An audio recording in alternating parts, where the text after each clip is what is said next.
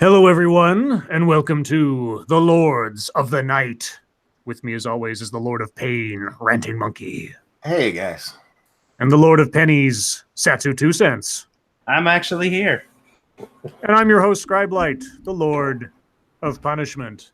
And before we begin, I'd just like to give a shout out to Circus Zero for having gotten Count Dankula to say the words tongue-buttering turtle caves. Yay. Along with Bering, who happened to be there as well, if I'm not mistaken, which was also funny because he's like, "Oh God, not this again!" And he had to tell Dankula, it's like, "No, you have to say the words."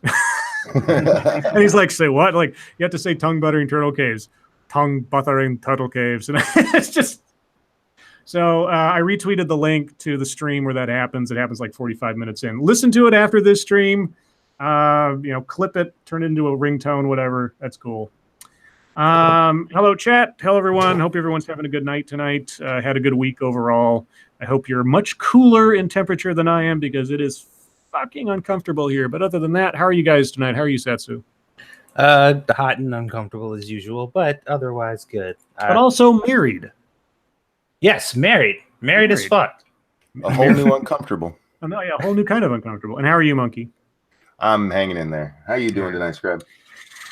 Well, so like I say, aside from being overheated, my workday was relatively quiet, thankfully, even though it was very early. And other things happened today, which kind of put a tint on the day, but we will talk about those around bucketry time. I'll hold off on that.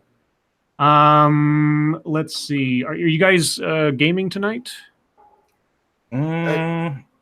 Probably not. I mean, I'm down for it, but the game we normally play and that we'd already called off, Far Cry 5 has a 7 gigabyte download. Oh, what? And for me, for what? They probably just updated. I'm wondering if they brought out the zombie mod. 7 gigs? Jesus, Yeah. that sounds like the Fallout 4 graphics overhaul, which did shit fuck all. In fairness, it's 6.6. So I'm rounding up. Oh, okay. Well, 6.6. That's no big deal. But yeah, so if we figure out something else to play or something, I'm down. But that one won't be played tonight, unfortunately. Okay. Let's see. Anything else we should cover or plug before we move on? Ryan says, "Damn it, Scribbles has Satsu tied up in his closet and forced him on the stream." Satsu is the last person I would have tied up in my closet. He's neither female nor a redhead, so. Okay. So if you put on a Ronald McDonald wig, you'd move up on the list. Monkey Dick, Jim Jones, movies, video games. Hit that like button if you have not already, and at least 3/4 of you have not. And share our stuff. Please. Share. I have a new video out. Share. A lot of interesting responses on that one. I'm appreciative.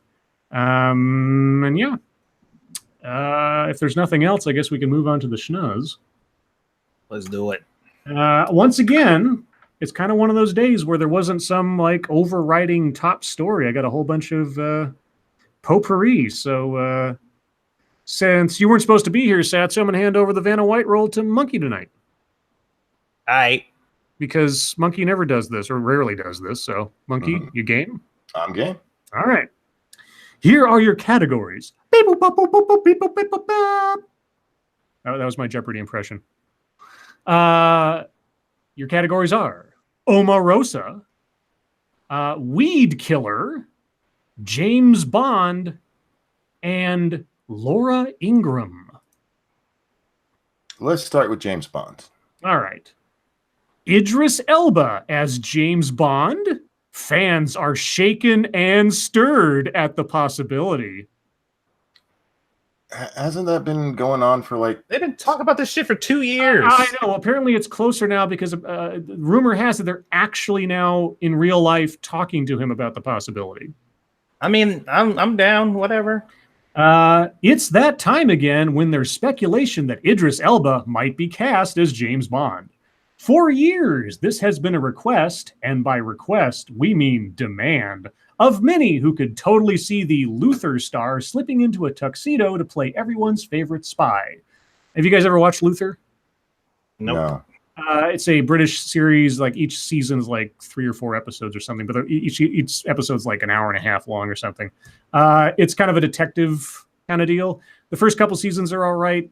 Some of the episodes are goofier than others, but Idris Elba is an absolute treasure, for lack of a better word, in just about everything he does. I love Idris Elba. Because the first time I ever saw him was in a show called Ultraviolet. It was a British TV show about modern day vampire hunters. And it was amazing. Great. Anyway, I'm being a little fanboy there for a second. This time, a report from UK publication The Daily Star has stirred excitement. In it, director Antoine Fuqua says that Bond producer Barbara Broccoli believes it's time to bring some diversity to the role and has left the door open for Elba to potentially succeed the current 007, Daniel Craig. Mind you, no one has confirmed this publicly as of yet, and CNN has reached out to reps for Elba and Broccoli. When asked about the reported comments, a spokesman for Fuqua told CNN, "This is not accurate." But already, Twitter is excited about the possibility. Of course they are. Let's see. The 45-year-old Elba has also been endorsed by a former Bond. Actor Pierce Brosnan told the Radio Times back in 2015 he thought Elba would make a good Bond, though in June 2018 he threw his support behind Tom Hardy as the next spy who loves us. Thank you, Shio Garaf. Elba as Bond, Bruce Jenner as a Bond girl. I bet you if Elba becomes Bond, he'll be the first celibate Bond, just to avoid any controversy. Because, the claim always is that he's a misogynist and sexist and, creepy, rapey kind of guy. Wait, they're gonna. Is Idris Elba? Is Idris Elba the white Bond of black Bonds? Yes. That could be so. Thank you, Terry Diamantis. What we really need is George Lazenby comeback. That's right. George Lazenby. Do you guys know about George Lazenby? No. The only actor to ever portray... Well, no, I take that back. David Niven in a movie. David Niven in the original Casino Royale. He played Bond. But other than that, in the mainline Bond movies, George Lazenby was the only actor to play Bond one time, and that was on Her Majesty's Secret Service, in which Bond got married, and his wife was immediately assassinated. That also had Telly Savalas playing Blofeld, and George Lazenby actually was a really good Bond.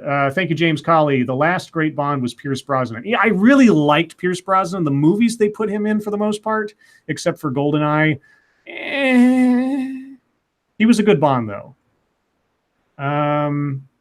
Anyway, so yeah, Idris Elba, Bond, no big news there. I have no problem with him playing Bond.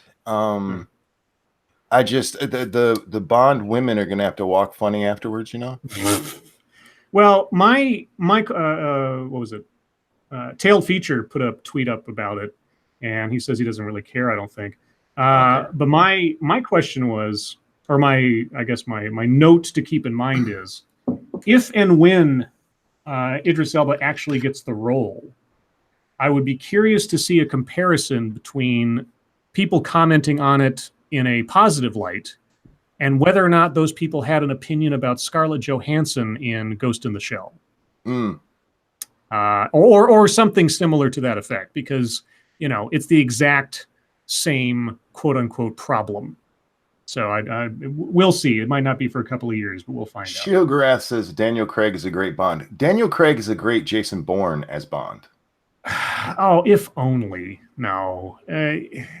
See, and that was okay. Just to divert for a second, when Bourne Identity came out, this happened in sort of a lull between Bond movies. There hadn't been a Bond movie for a few years at that point, and when I saw the Bourne Identity, I thought, okay, this is a much more down to earth espionage action thriller. This is the bar that the new James Bond is going to have to jump, because this isn't a cartoon so much as a Bond movie was. This is very sort of, low stakes and intense. And I thought, this is the new Bond model they're going to have to follow. And then Casino Royale came out, and in the first 10 minutes, he's jumping onto cranes and using one machine gun to blow shit up and kill 20 guys at once. I thought, oh, fuck it. Never mind. It's the same old Bond. So I haven't been that impressed with the new Bond movies, honestly. They've been kind of, especially the theme song for Spectre. Good God, what a whiny, wimpy song that was. Ugh. You listen to that and then you think about Goldfinger. You're just like, these two, no.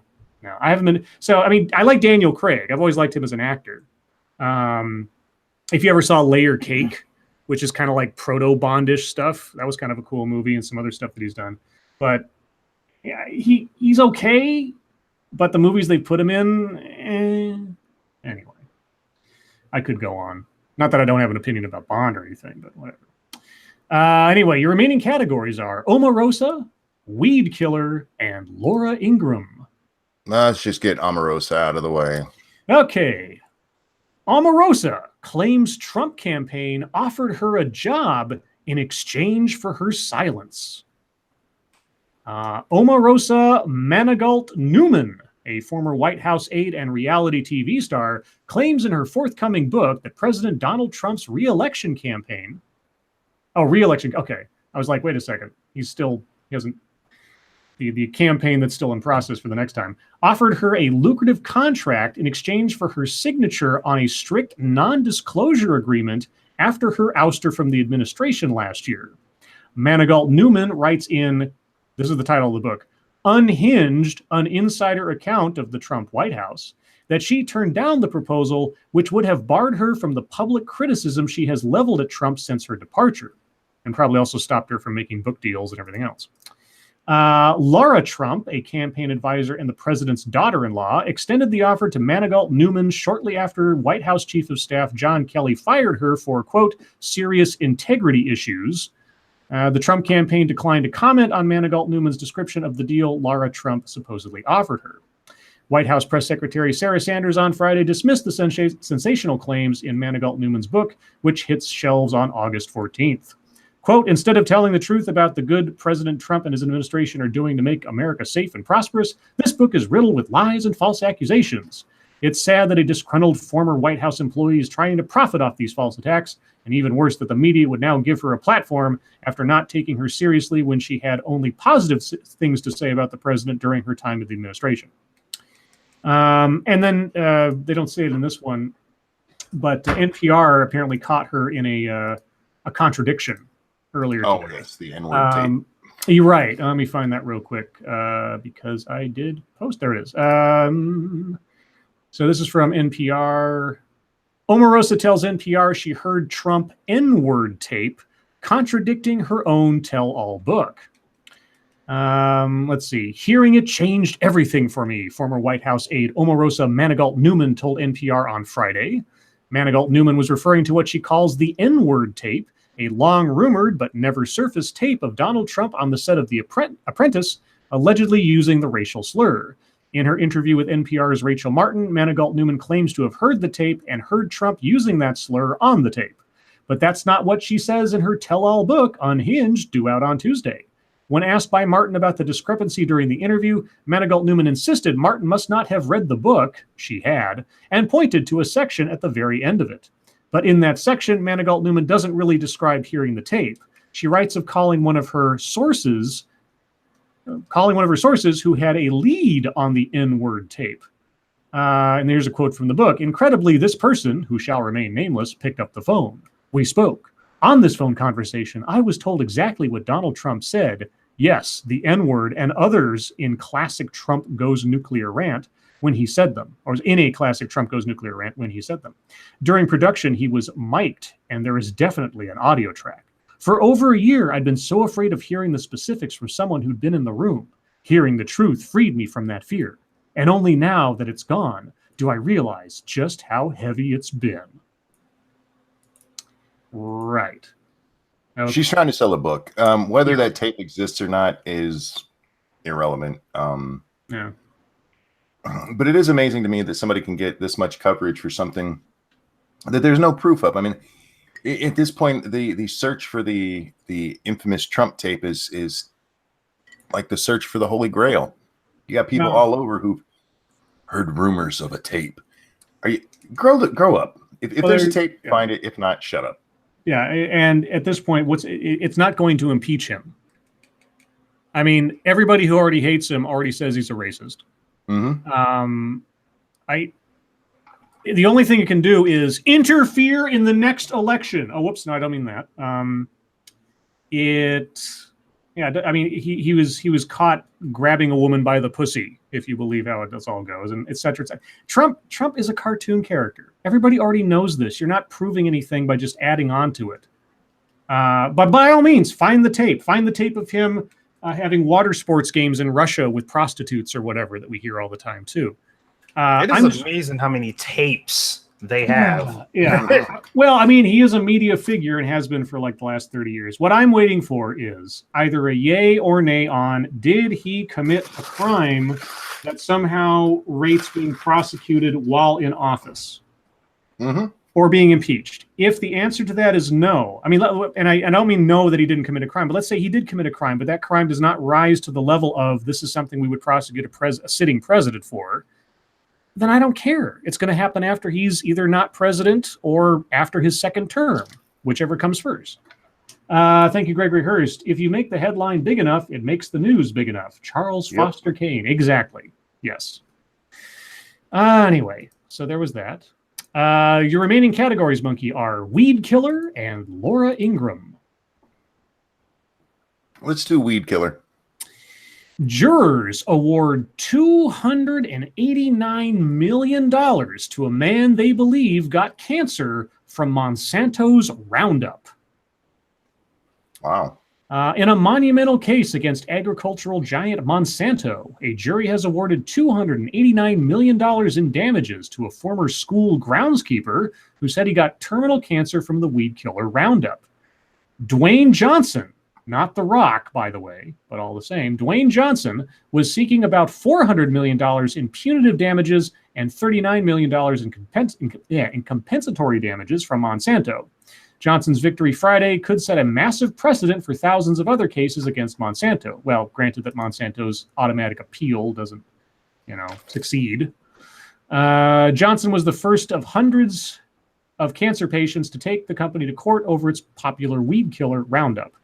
CNN reported last year that more than 800 patients were suing Monsanto, claiming Roundup gave them non-Hodgkin's lymphoma.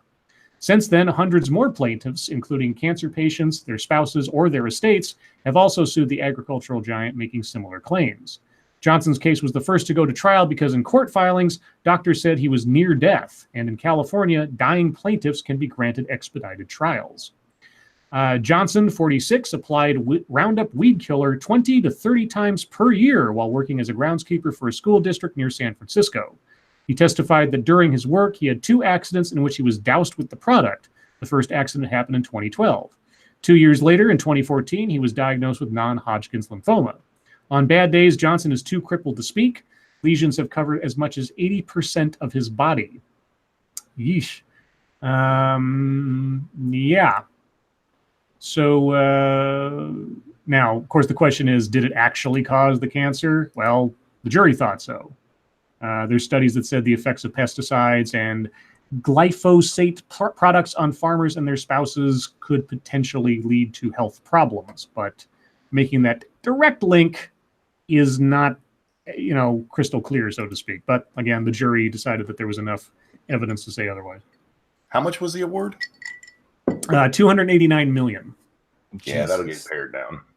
Well, either pared down or on appeal, maybe just completely dismissed. Depends. Yeah. Because Monsanto's not going to not appeal this and every other case that comes up like this. So, let's see. Laura, what'd she do? All right. Well, this was the big one today, or at least as far as things go, the big one. Because Chris Cuomo went on a rant on live TV about this. And given what she said, I wasn't completely off of Chris's side in this one. White anxiety finds a home at Fox News. Oh, yeah. It wasn't so much a dog whistle as it was an air horn, or perhaps a primal scream. But whatever it was, Laura Ingraham's forceful denunciation of, quote, massive demographic changes, unquote, served as another raw example of a Fox News host echoing white nationalist language. Perhaps it was a glimpse into President Donald Trump's well of support, too. The Fox News audience is almost 100% white, according to Nielsen, and on the channel's highest-rated shows, the politics of white anxiety play out practically every day, as hosts and guests warn about the impacts of immigration or illegal immigration. Okay, She said both. Did she? Well, I know. I'm talking about CNN for a second. Oh. Because so here I put this on Twitter too, because when I tweeted out Chris Cuomo's thing, I was at least glad that Chris Cuomo differentiated between legal and illegal immigration in his rant. Okay, but I did make the comment because this was Chris Cillizza had tweeted that out, and I retweeted back. I said, I'm glad that somebody at CNN isn't conflating illegal immigration with legal immigration and making everybody, or just with immigration in general, and making anyone who complains out to be a xenophobe. But here we go again, where they say immigration flat without any clarification. Anyway, hosts and guests warn about the impacts of immigration and minimize or mock the perspectives of people of color. The talk show segments are clearly intended to appeal to people who perceive they are losing their grip on power. In 2018, Tucker Carlson at 8 p.m. and Ingram at 10 p.m. spend the most time on this subject. Quote, "The America we know and love doesn't exist anymore," Ingram said on Wednesday night. "Massive demographic changes have been foisted upon the American people, and they are changes that none of us ever voted for, and most of us don't like." Ingram said, quote, "This is related to both illegal and legal immigration." The commentary was amplified on social media by the liberal anti-Fox watchdog group Media Matters. Many people who viewed it on social media were shocked, as her rhetoric went beyond what other conservative commentators have said in the past. Nearly 24 hours later, Ingram's name was still a top trending topic on Twitter. Media Matters made a video asserting that Ingram's anti-immigrant rant was, quote, ripped from white supremacists. Excuse me. Some Democratic lawmakers also spoke out. Senator Tammy Duckworth tweeted that the racist comments shouldn't have been aired by Fox News. Fox News declined to comment. In part of the commentary that didn't circulate widely on social media, Ingram said that, quote, "There is something slipping away in this country, and it's not about race or ethnicity. It's what was once a common understanding by both parties that American citizenship is a privilege, and one that at a minimum requires respect for the rule of law and loyalty to our Constitution." But Ingram's critics said her "not about race" line didn't negate her inflammatory lament about, quote, "massive demographic changes." So that is the bulk of it. What do you guys think? Well, I actually watched part of what she said when it first blew up. And I'm with her until she actually changes it from illegal immigration to saying, or immigration in general. She says something like that, where she means all immigration. Well, she says, let me go back to the quote real quick, because she does say, where to go? It was right here a second ago. I think she said legal and, Ingram said, quote, "This is related to both illegal and legal immigration." Yes. Yeah, that last part there was like, no, legal immigration is legal. I have no problem with that. Exactly. Yeah, that's the part where I'm like, no, you stupid cunt. You're doing exactly what everybody accuses people of. Yeah. And that's a running theme tonight, actually. Mm-hmm. I think Laura outed herself as kind of a xenophobe. Yeah. Whether she's racist or not, I can't say, because remember, guys, Islam, not a race. Mexican, not a race.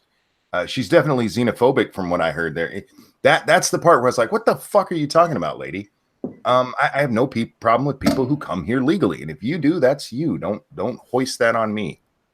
Yeah, the couple of things that kind of stuck out to me was the legal immigration part, and also the part about things being foisted on without the changes that none of us ever voted for. And I'm like, yes.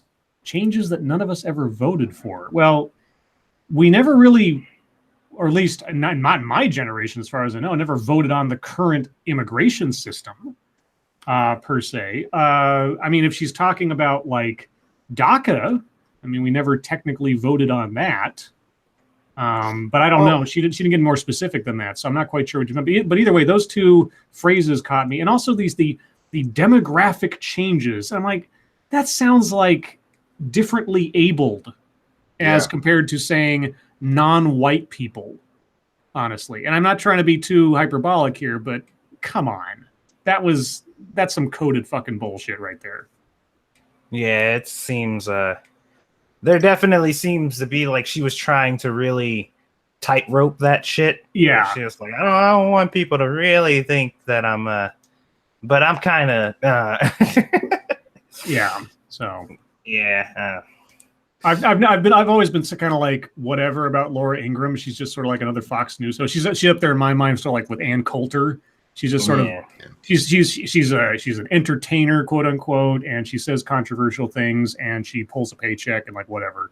I've never really paid attention to her, but for the sake of this instance, yeah, Laura Ingram's just fuck you.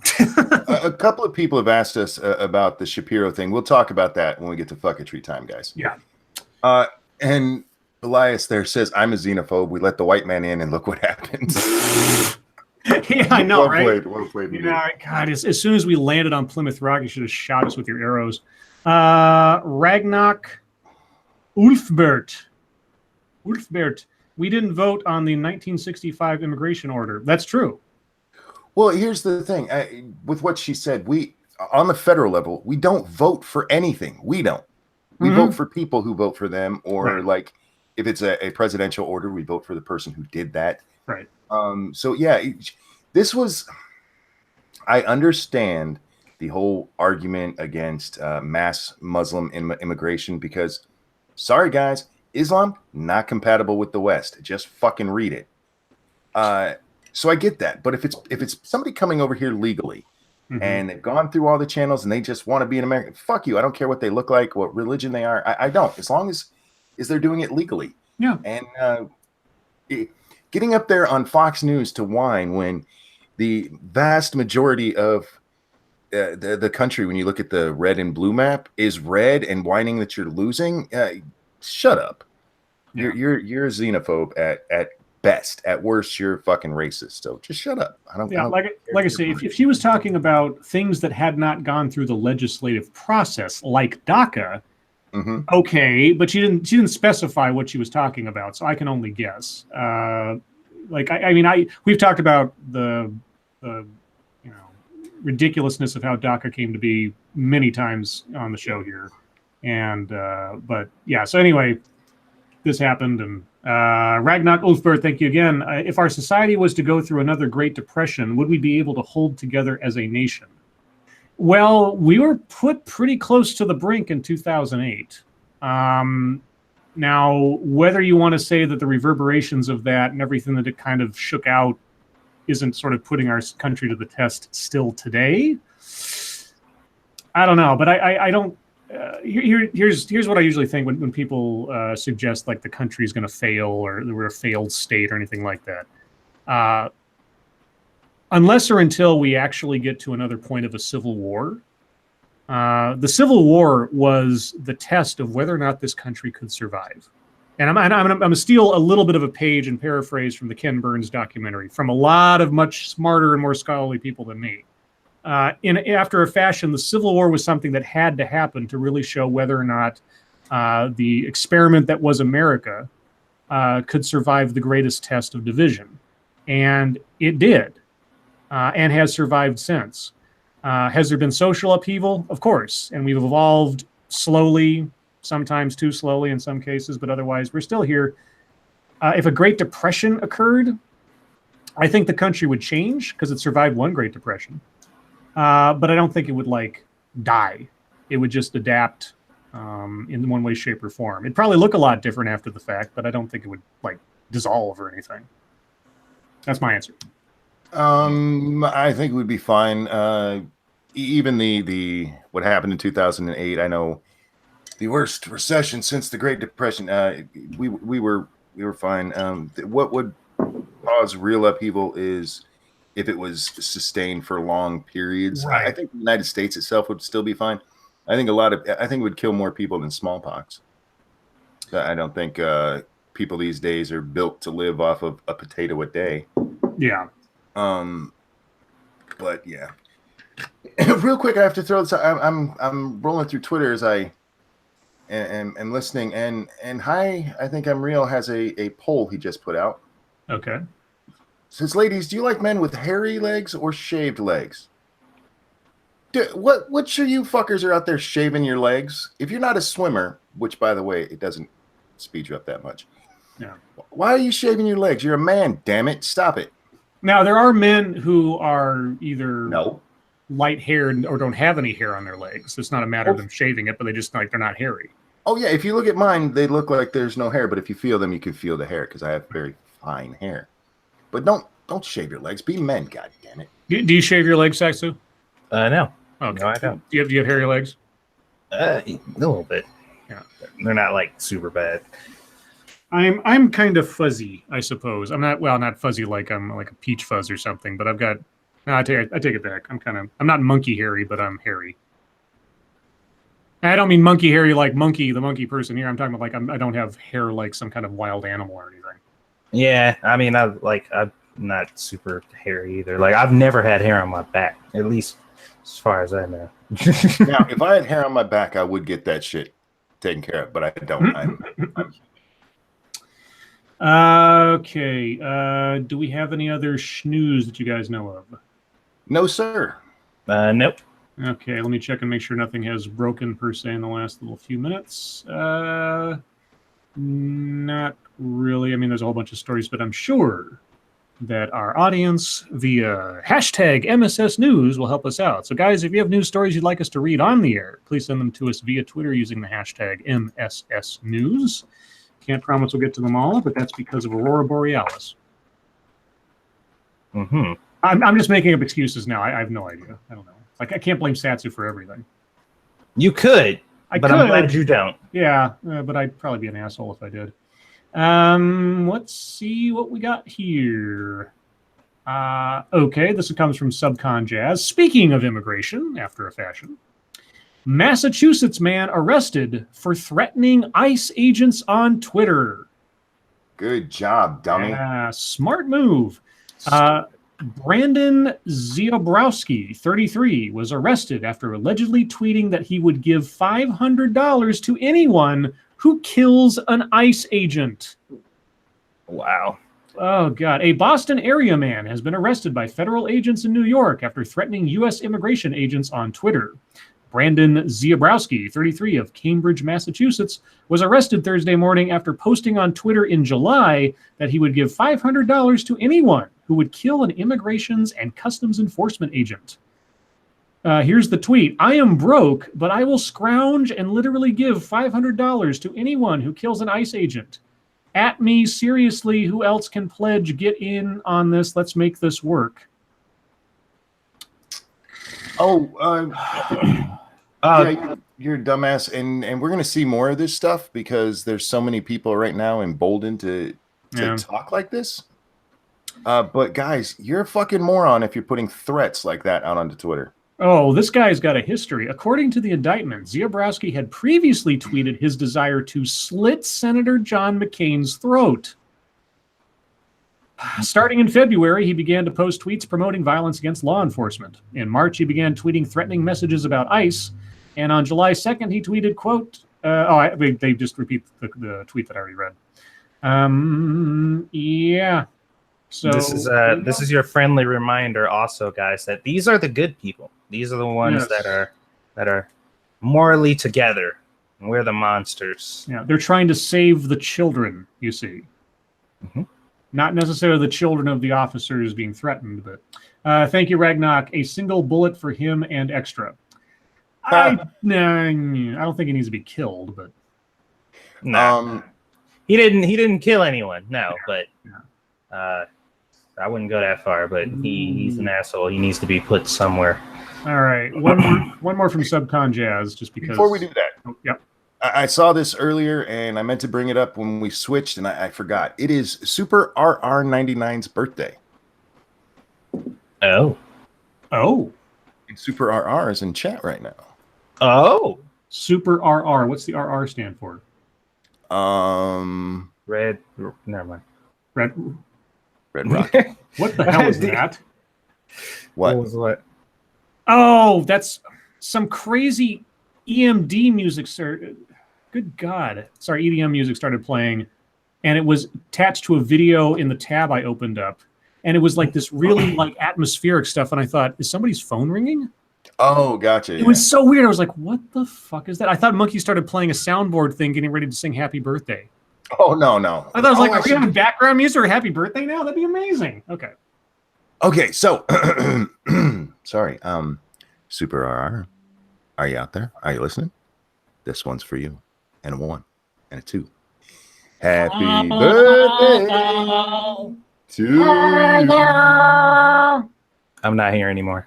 Happy birthday to you. I'm at my mom's house.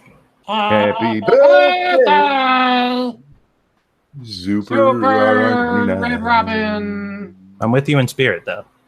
Happy birthday. Whoa, what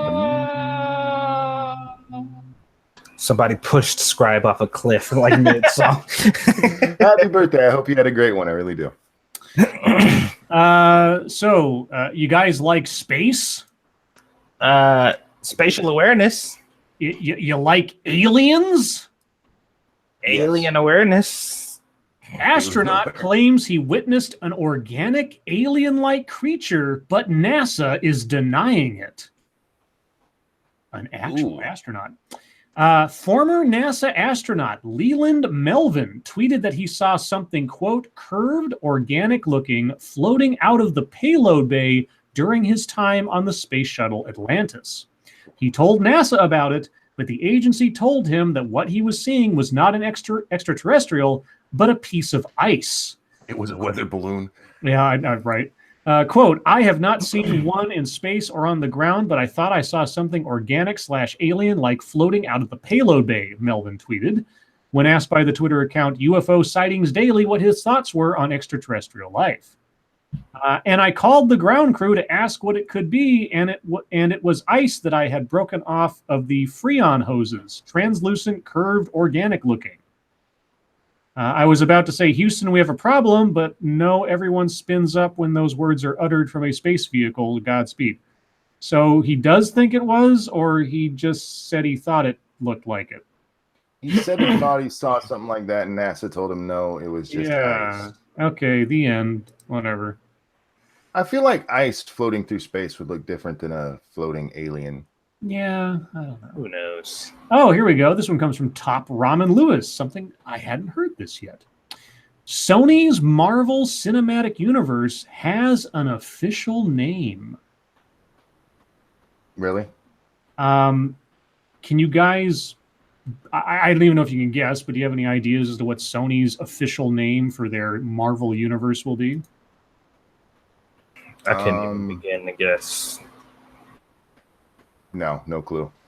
It is Sony's Universe of Marvel Characters, or SUMC, or Suck. Suck. I'm just going to call it Suck. I'm going to take out the M because it's not really Marvel. It's just Sony's Universe of Characters. SUC Suck. SUC Suck. SUC Suck. That's, I'm taking out the M. Okay, guys, this is official as far as I'm concerned. The Sony Universe of Characters we will not call it SUMC. It's going to be SUC Suck, because that's what their movies are going to do. Even if the movies are relatively not bad, they're still a parasite on the brilliance that is otherwise the MCU. So that's my answer to that. Because I'm a zealot and a fanboy. Moving on. What? Okay, I thought this was going to be a cute story, but hey, why not? Hey, this comes from First Cynic. The picture made me thought it was going to be something nice. Woman dies from infection after she's nipped by her new puppy. Yikes. Ew. And can you imagine what state this took place in? Florida. No. Wisconsin. Because I thought Whitney, Wisconsin. Is this her? No, but it is Wisconsin. Oh, yeah. A Wisconsin woman has died after a nip from her new puppy, and it may be due to the same rare blood infection from dog saliva that forced a man to have all of his limbs amputated, according to her. That was a separate story. I don't think we covered that one. There was a lady who lost all of her limbs to an infection at a hospital or something last year, a couple years ago. But Sharon Larson, 58, of Milwaukee, fell ill after she was bitten by Bo in June, according to the local NBC affiliate. She developed flu-like symptoms and was rushed to a hospital where she tested positive for the Capnocytophaga canamosus bacteria, which is found in dog and cat saliva. She died 2 days later. I feel like I got robbed. I lost my best friend, said her heartbroken husband, Dan Larson. Her death comes after Greg Mantiful, 48, of West Bend, Wisconsin, was licked by his pooch in June and later found out his body was being ravaged by the same bacteria. The next week, his blood pressure dramatically plunged, and doctors were forced to cut off his legs and forearms to increase circulation. Stay away from dogs in Wisconsin. Yeah, no shit. That's all I got to say is that something's going on with the dogs in Wisconsin. They're going to make you die or lose all of your arms and legs. So, okay, I got to read this one because it's just so fucking stupid. All right. This one comes to us from Griffin. Man strangles female cop, now says he should be released because of PTSD from the murder. Wait, what? Not laughing because he killed the lady, but that is a creative fucking excuse. A Canadian man who was convicted of murdering a female policeman in 2015 is arguing that he should be released from prison because he suffers from PTSD caused by the murder. In September 2015, Christopher Garner, 30, met Truro officer Catherine Campbell, 36, at a bar in Halifax. Then went with her to a Macaulay Street apartment. Once there, according to prosecution, Garner strangled Campbell in a gruesome way in which it could not have been quick and immediately. Her nose was broken, blah, blah. I'm not going to read what happened to her. It was horrible. Yeah. Garner then dumped her body into a compost bin near the Harbor Bridge. He told the jury he didn't recall using the bin to dispose of her body. It lay there uncovered for 5 days. Garner was convicted of the crime last December, triggering an automatic life sentence. But on Monday, a hearing will be held to decide when he can apply for parole. Garner had argued Campbell died accidentally during rough sex. Well, if that's what he was arguing, he can't now claim that he has PTSD over it. Mm-hmm. Garner's attorney, Joel Pink, said Garner was diagnosed with post-traumatic stress disorder by Dr. Stephen Hucker, who was hired by the defense team, as well as a psychologist currently treating him. Hucker told the court that Garner suffered from acute stress disorder immediately following Campbell's death. Well, yeah, when you kill somebody, it tends to be traumatic, and I mean, unless you're a sociopath or a psychopath. This is one of those instances where I'd say it wasn't a pre-existing condition. Fuck you. Yeah, you should get out of jail because you killed somebody and it haunts you. Yeah, no. Exactly. That's part of your punishment. What the fuck do they think the point of jail is? This is going to be shot down so fucking fast. Let me say this. If it isn't, well, holy shit. This is Canada, so we don't know.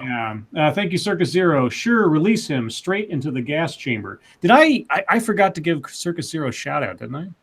No, I think you did at the beginning. Did I? Am I completely? Yes, you did. I did. Okay, because I remember saying it before the stream, and somehow I was like, I conflated those. I smushed those two things to like before the stream. So yeah. Anyway, sorry, I just had a brain freeze there for a second. As I want to do because it's hot.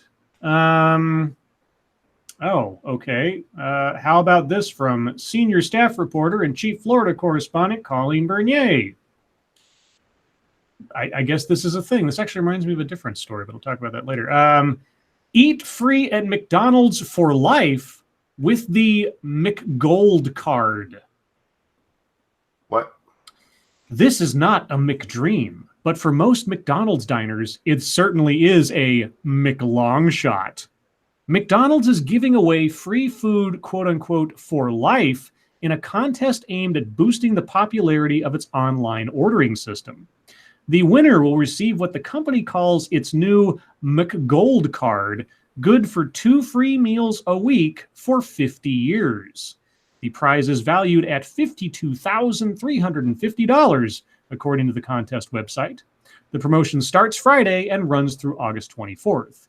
Still, if you love Big Macs, the prospect of being able to chomp through 5,200 over the next half century might sound appealing. Though intended to generate attention, the promotion actually could be a marketing McCoo for the Golden Arches. Yeah.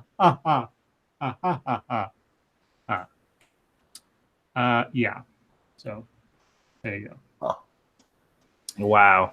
Yeah. Do you want to like eat fast food and die? You're not going to live 50 years if you have 2 McDonald's meals a week for the rest of your life. Well, It's you can fine. just eat it for like the next 25 years, all the time, and then sue them when you get sick. And There you go. You'll be set for life. Sue Monsanto for the weed salad? killer. Sorry. So what if you only eat their salads? Their salads will also kill you. Yeah, They're- pesticides. Yeah, their salads are made of Big Macs.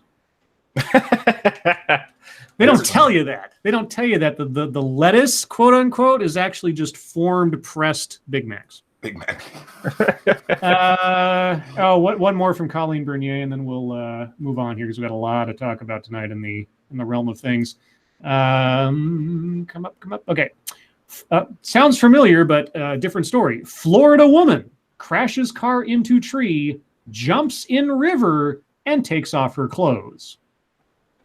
She wasn't running around in a park. Was there a spider in her car? Well, I don't know if there was a spider chasing her in her mind. We'll find out.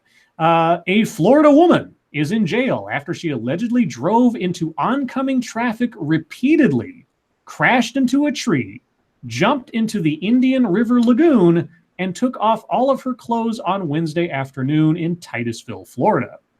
According to sheriff's deputies, 23-year-old Kelly Daylene Renee, was driving a black Toyota Prius southbound at a high rate of speed on U.S. Highway 1 and attempted to pass vehicles by driving into oncoming traffic just before 1:30 p.m.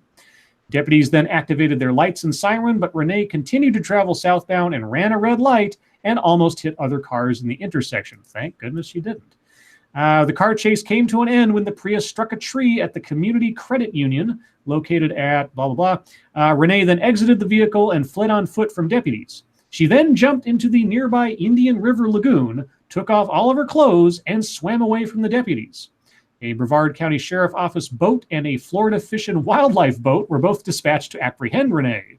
Once Renee was pulled from the water and aboard a patrol boat, she kicked the officers and attempted to headbutt one of them. Renee was charged with fleeing and eluding, reckless driving, resisting arrest with violence, and resisting arrest without violence. The Florida woman was booked into the Brevard County Jail, where her bond was set at $16,000. I'm sure no illegal substances were involved, or alcohol. No. She was perfectly straight. Yeah. That's a great idea, though, women. If you're about to be arrested, take off all your clothes, because then if they touch you, that's sexual harassment. Oh, well, wait, one more, because I just saw this. This comes from Cecil Pryor. Do you remember the Antifa protest where the weaponized autism found the professor that hit a guy in the head with a bike lock? I saw this, and it's going to piss me off. Yeah, this is okay. Professor gets probation for bludgeoning conservatives with bike lock.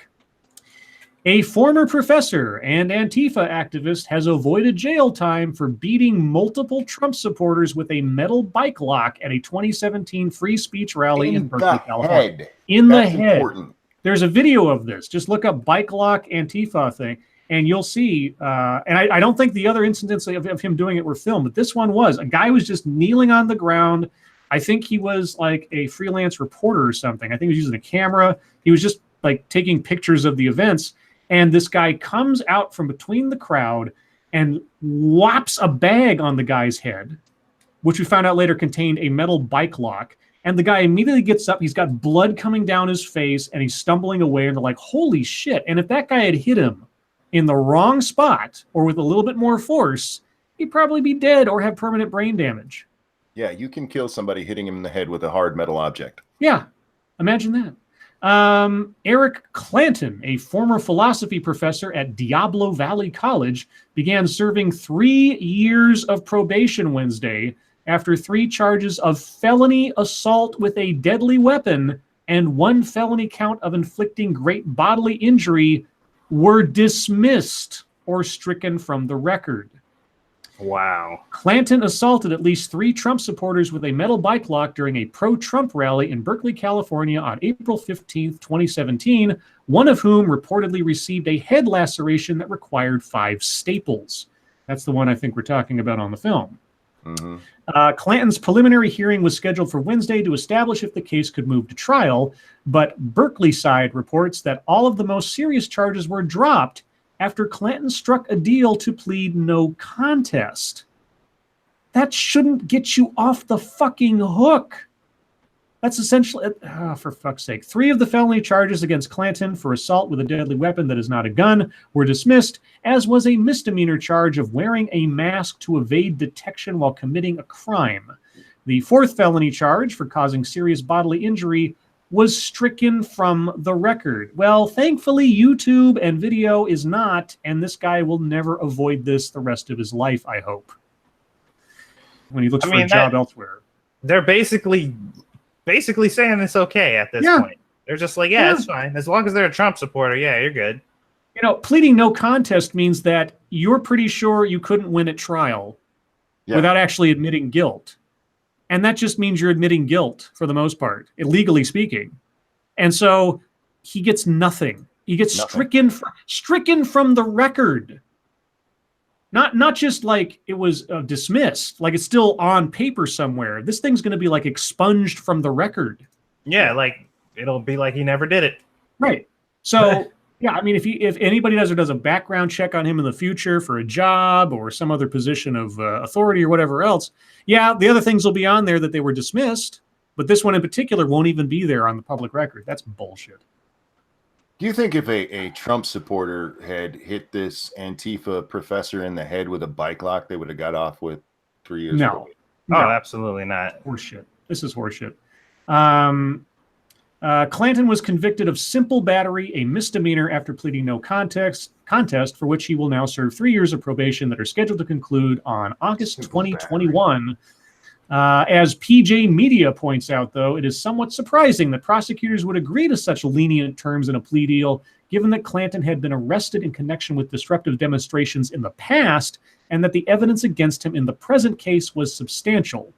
One of the assaults was caught on video, in which a man dressed in black, identified by police as Clanton, well, let's be honest, identified by brilliant autism of the internet.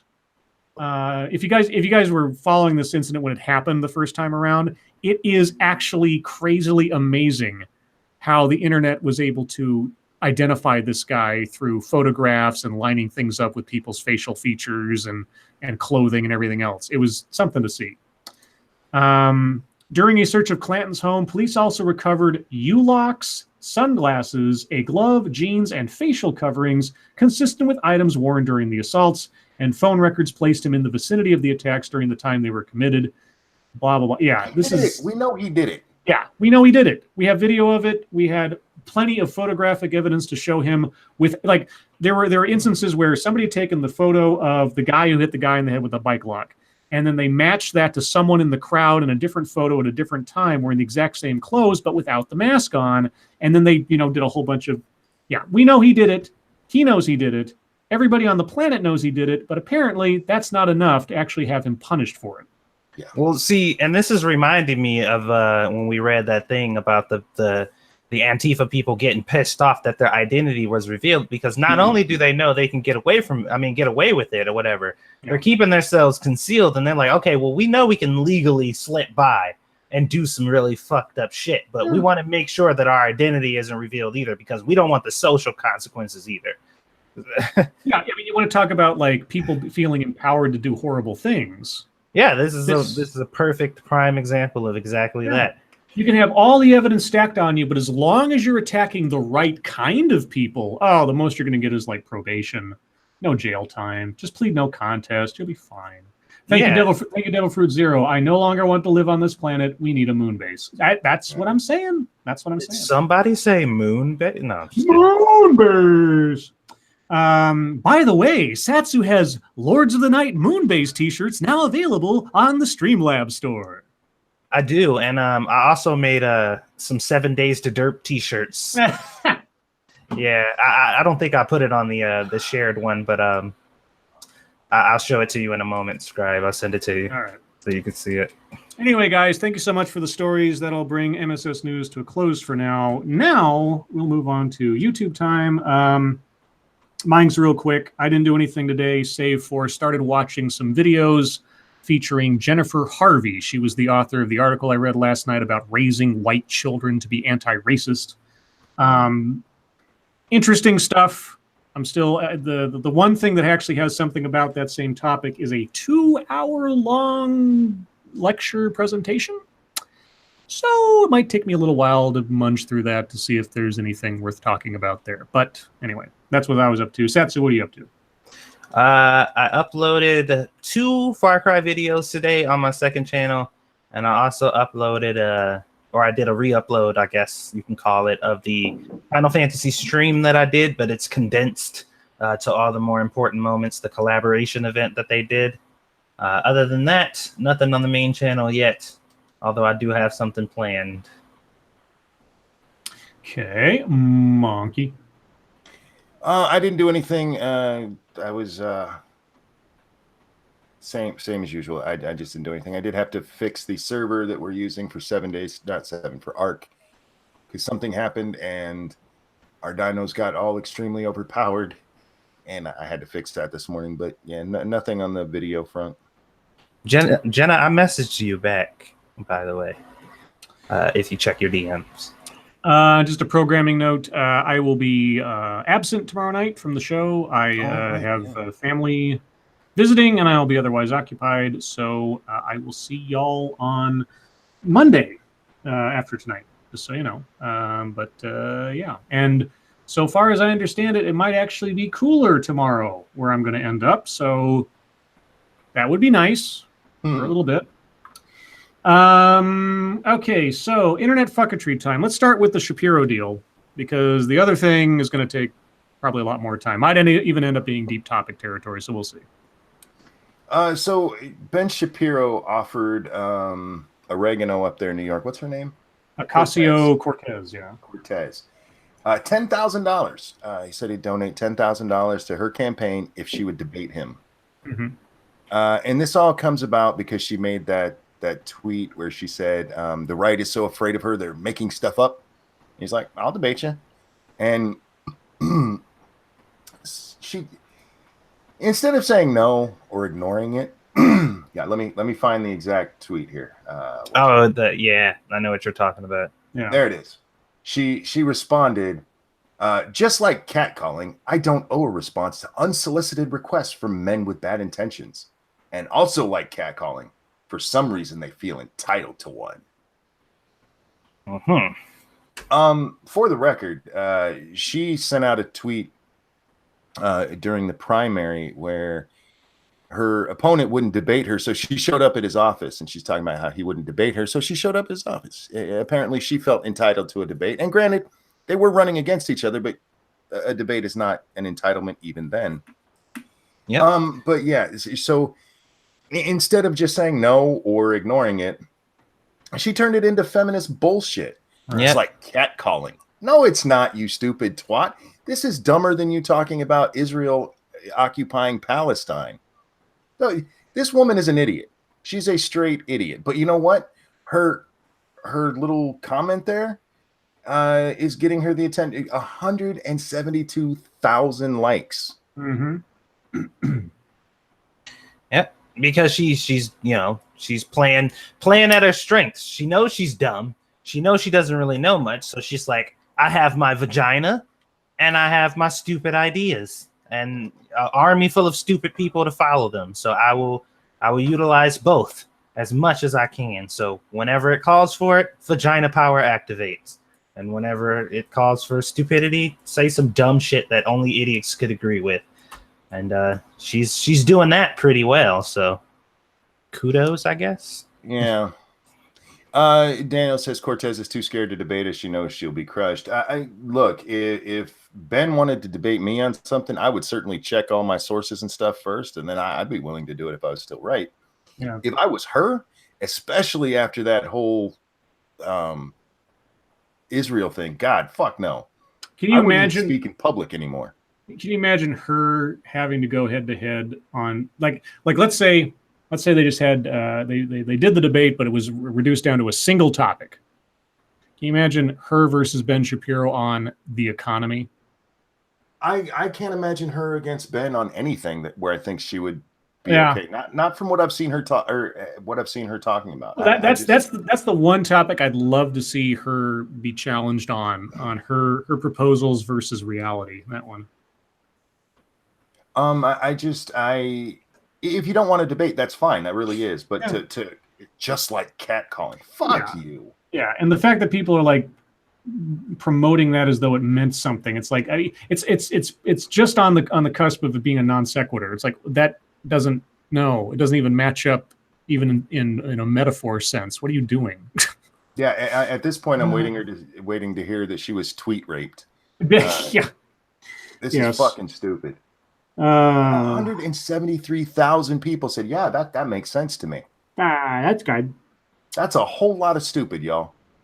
Well, those are probably the people who voted for her, Oh God, or who will be voting for her. just like catcalling. Yeah, but I do like that. Yeah, people have started sharing her tweet about the debate she wanted to have with her opponent. Mm-hmm. I tagged you in it, Scribe, so you can check it out. Oh, okay. That's funny.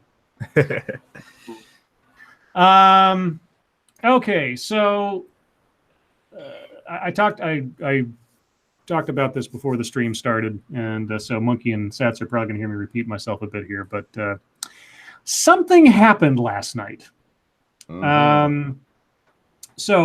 Now, just as a preamble, I'm going to be condensing a lot of stuff down because there's a whole lot of other details and stuff here, but for the sake of time, I'm going to try to be a little bit terse in my description of events. Although, knowing me, I may go on for a little bit, so I'll try to rein myself in. So, on or around the end of the show last night. Well, I back up a little bit. First, thank you, Diesel Dave. I got alcohol poisoning a couple of days ago. Shit, dude. Jesus, dude, lay off. Yeah, take it easy. Or did you go to, what was it, that McDonald's where they gave her like cleaning fluid or something? Oh, right. Yeah, it was McDonald's. Yeah. Yeah, dude. Yeah, just yourself. water for a week. Just don't. That's bad. You only get one you. Don't ruin it. Trust me. All right. So backing up slightly. Yesterday afternoon, after a 2-week absence from the internet for personal stuff, I guess, Mr. Mediker, Jim, posted a tweet that contained a video clip of a video that Mundane Matt had made in 2012. And this video clip was Matt doing effectively a skit with a puppet polar bear in which the polar bear was saying the N-word over and over and over again. Well, not just that, but making a show of it or something. And this was a YouTube video that at that time was still on Matt's channel. It was like archived back in the dustbin, so to speak, of his channel way back in 2012. So it's like a 6-year-old video. And this immediately turned into a big thing. It's like, oh my God, Monday Matt. And so Matt tweeted like, yeah, I did this thing way back when because I was an edgelord and it was stupid. And yeah, given the circumstances of today, I'm going to take it down. And, pragmatically speaking, I don't blame him for taking it down. Took down the video. All right. On or around the end of the show last night, the Ralph Retort decided to have a stream in which they discussed this video. And in the course of the stream, they showed the video. And now I didn't see this stream, but from all reports, either immediately after starting to play the video or immediately after the video ended, the stream was immediately kiboshed by YouTube for hate speech, and Ralph's channel got a strike, which I believe also removed his ability to stream. Mm-hmm. Shortly thereafter, and this is where I came into the situation on Twitter, a follow-up stream was started, or a backup stream, I guess, on someone else's channel, and it began again. And so Ralph was on there, and Mr. Mediker and a couple other guys, I don't remember their names, I apologize, and they started talking about it. And this was the gist of the conversation. They believed that Matt himself had gotten the stream taken down and the channel striked. And they also discussed past incidents of videos that were apparently critical of or making fun of Matt on other channels that had been flagged and taken down.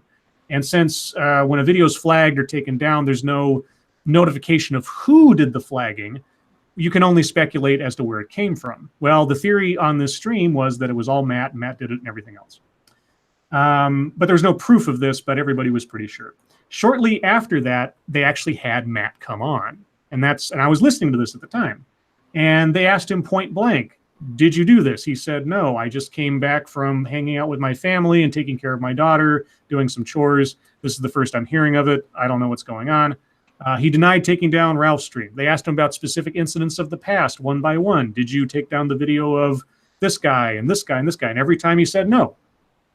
And then he said, no, why, if I wanted to hide this stuff, why would I come on the stream, etc. And most of the people on the stream weren't really believing it. But at one point, Ralph said, hey, okay, let's say you didn't do it. Would you be willing to send a note to YouTube or your contact in YouTube to, in support of me or getting my channel back or taking the strike off? Since that was your video and I was just replaying it. Now, in hindsight, I can say that it sounded like maybe Matt hesitated slightly when he agreed to do that. I don't know. That's sort of a 2020 thing. Anyway, that's around the time that I stopped listening to the stream. I had to go to bed. I had an early wake up the next day, and I thought to myself as I shut everything down, it doesn't make any sense that he would do this. And here's the reason why. Real quick, thank you, Diesel Dave. No, I was spiraling. I have been asleep for the past few days. Dude, okay. Get help. I'm gonna pause from the stuff. Dave, please. Whatever's going on, and you don't have to tell us, and I'm not going to, but talk to somebody, get some help. You obviously need to, rein this in, because if you've been asleep for days and you were alcohol poisoning, you need to not do that. Please don't do that anymore. Okay. There are people you can call, and I'm sure there are people you can talk to. So please don't. Anyway.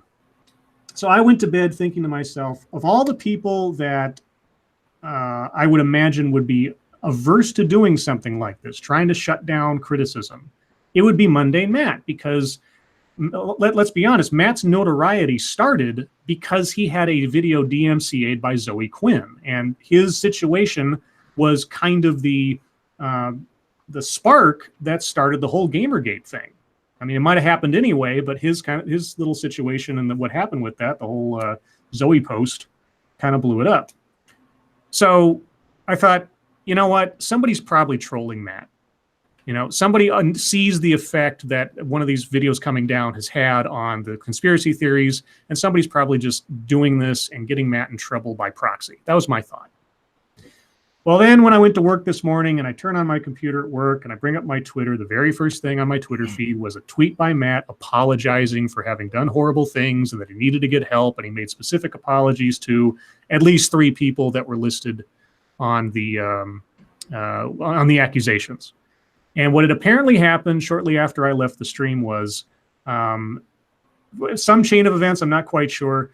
Matt was forced or painted into a corner, I guess, into showing his report page. And on your YouTube dashboard, apparently, I didn't know this because I've never done it, there's a page where you can see all of the copyright strikes that you filed or all of the DMCAs and things for reference. And apparently he showed that, and it showed not only strikes that he or flags that he put on the videos that he'd already denied about, but several others as well. So all that being said, like I said, I would have thought the last guy who would do that kind of stuff would be Mundane Matt, given his history. Also, given what he had just recently said as example about James Gunn and Alex Jones, about not deplatforming someone just because you disagree with them or you don't like them. So I was and I am disappointed. I'm not angry. I didn't have a horse in the race, so to speak, or a dog in the hunt, or whatever other metaphor I can use. But I was very disappointed. So now I've talked enough. I'll let you guys give your thoughts. disillusioned, I think, is the best word I have for right now. And I am angry at Matt because me and Matt have discussed this before, and he's told me he hasn't done that. And I've defended him on that, on his word. Now, I'm not one of those people, I'm going to hate him forever because he lied to me, but Matt lied, and he did some really stupid shit here. The things that he did, Matt is a full-time YouTube creator. He knows how important it is for a channel to be able to operate. When you get a strike on your channel, you cannot live stream. And for most of us these days, that's where you make the bulk of your money. So if you are a YouTuber, look at things like Kumite. Now, Atanka's always said he didn't live off that money, but they were making a shit ton of money. Yeah. And they kept getting strikes. And from the screenshot, we know there was at least one of them from Matt. Andy got a strike. Well, he reported Andy Worski once for that. Andy's gotten strikes before. This is fucking with people's livelihoods, and it's not over something. The only thing I've reported was Daddy of Five. And the reason for that is because he was abusing fucking children for views. I would never report somebody because they made jokes about me or they didn't like something I said.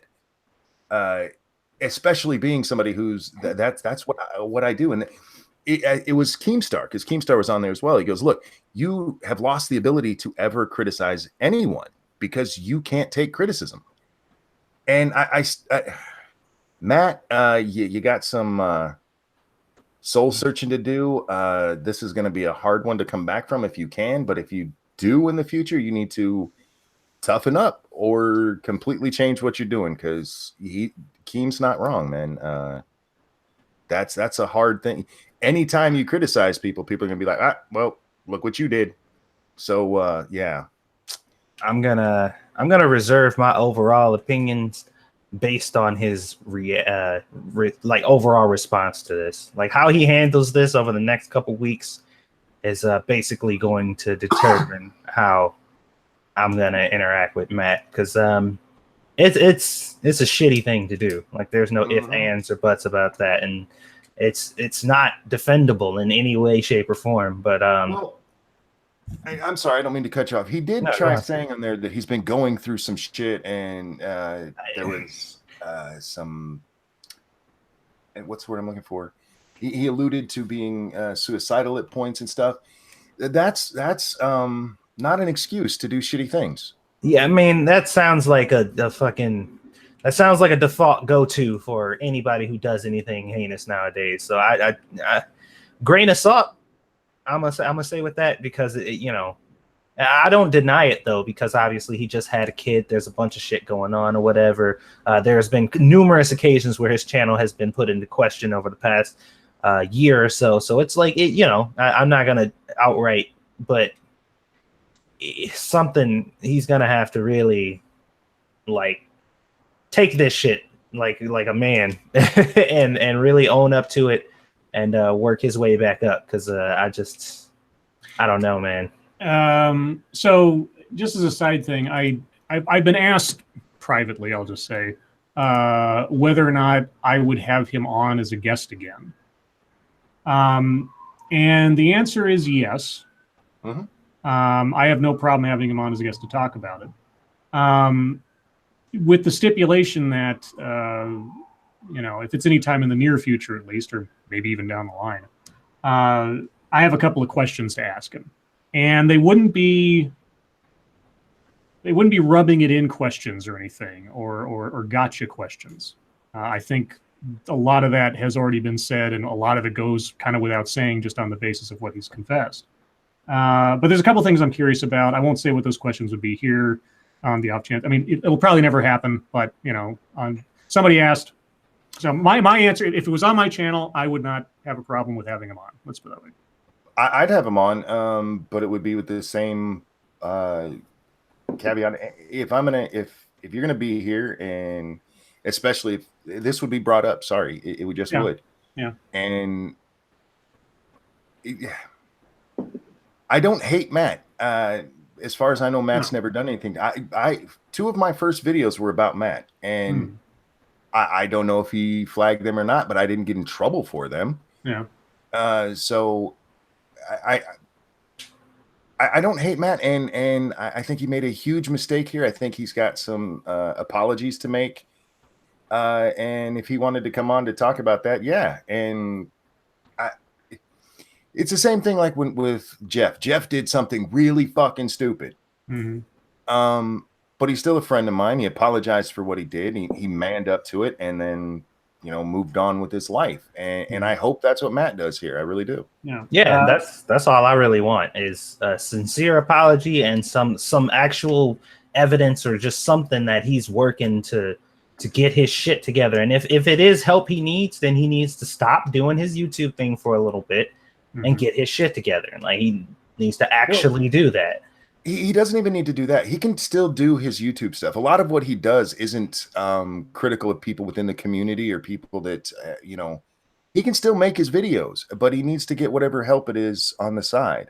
Well, not on the grounds of like, stop doing it as in, I mean, like if that is a part of the stress. Oh, gotcha. Yeah. Like if that is contributing to, what's been going on with him, then, he needs to work that out. Yeah. And Irate Bear and other people in the chat have said that, and I don't know if this is true, but apparently either Matt has mentioned to somebody about how he's feeling depressed and or in a mode to hurt himself.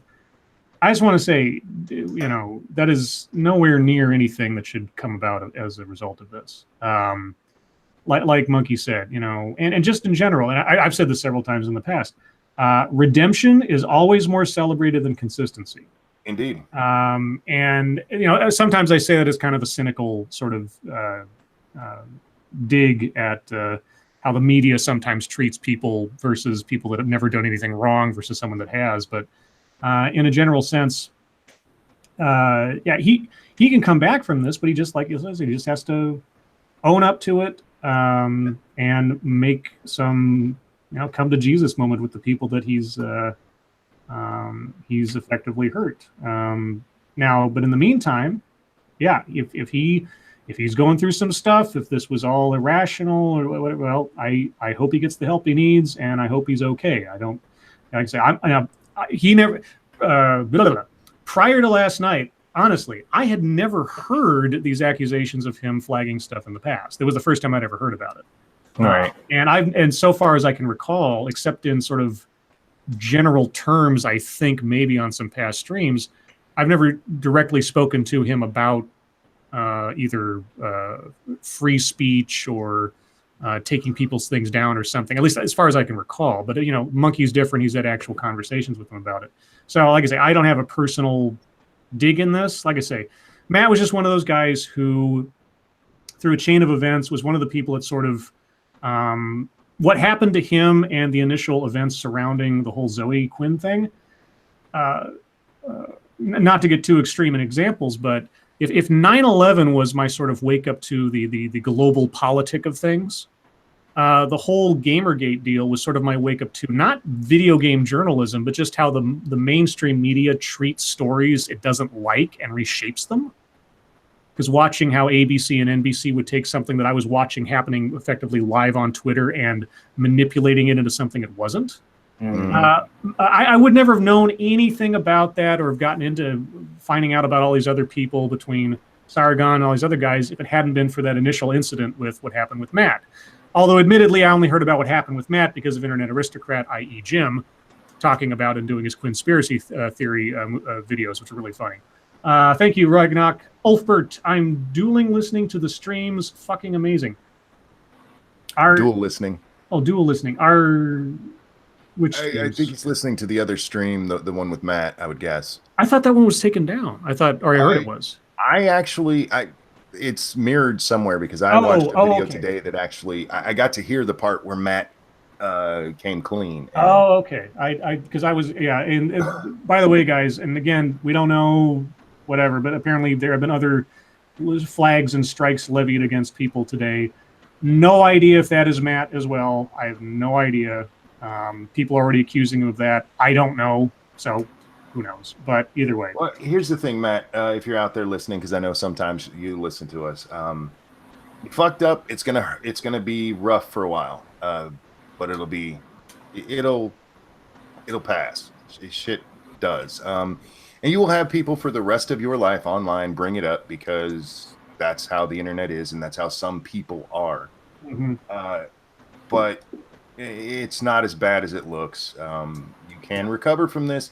You just need to be on the up and up, man. Man up, deal with it. If you do have problems, get those taken care of as well. But yeah, just don't let this initial, because I got to imagine right now he's in if depression didn't play a part in this, it's probably going to. Yeah, I mean that's got to hit hard.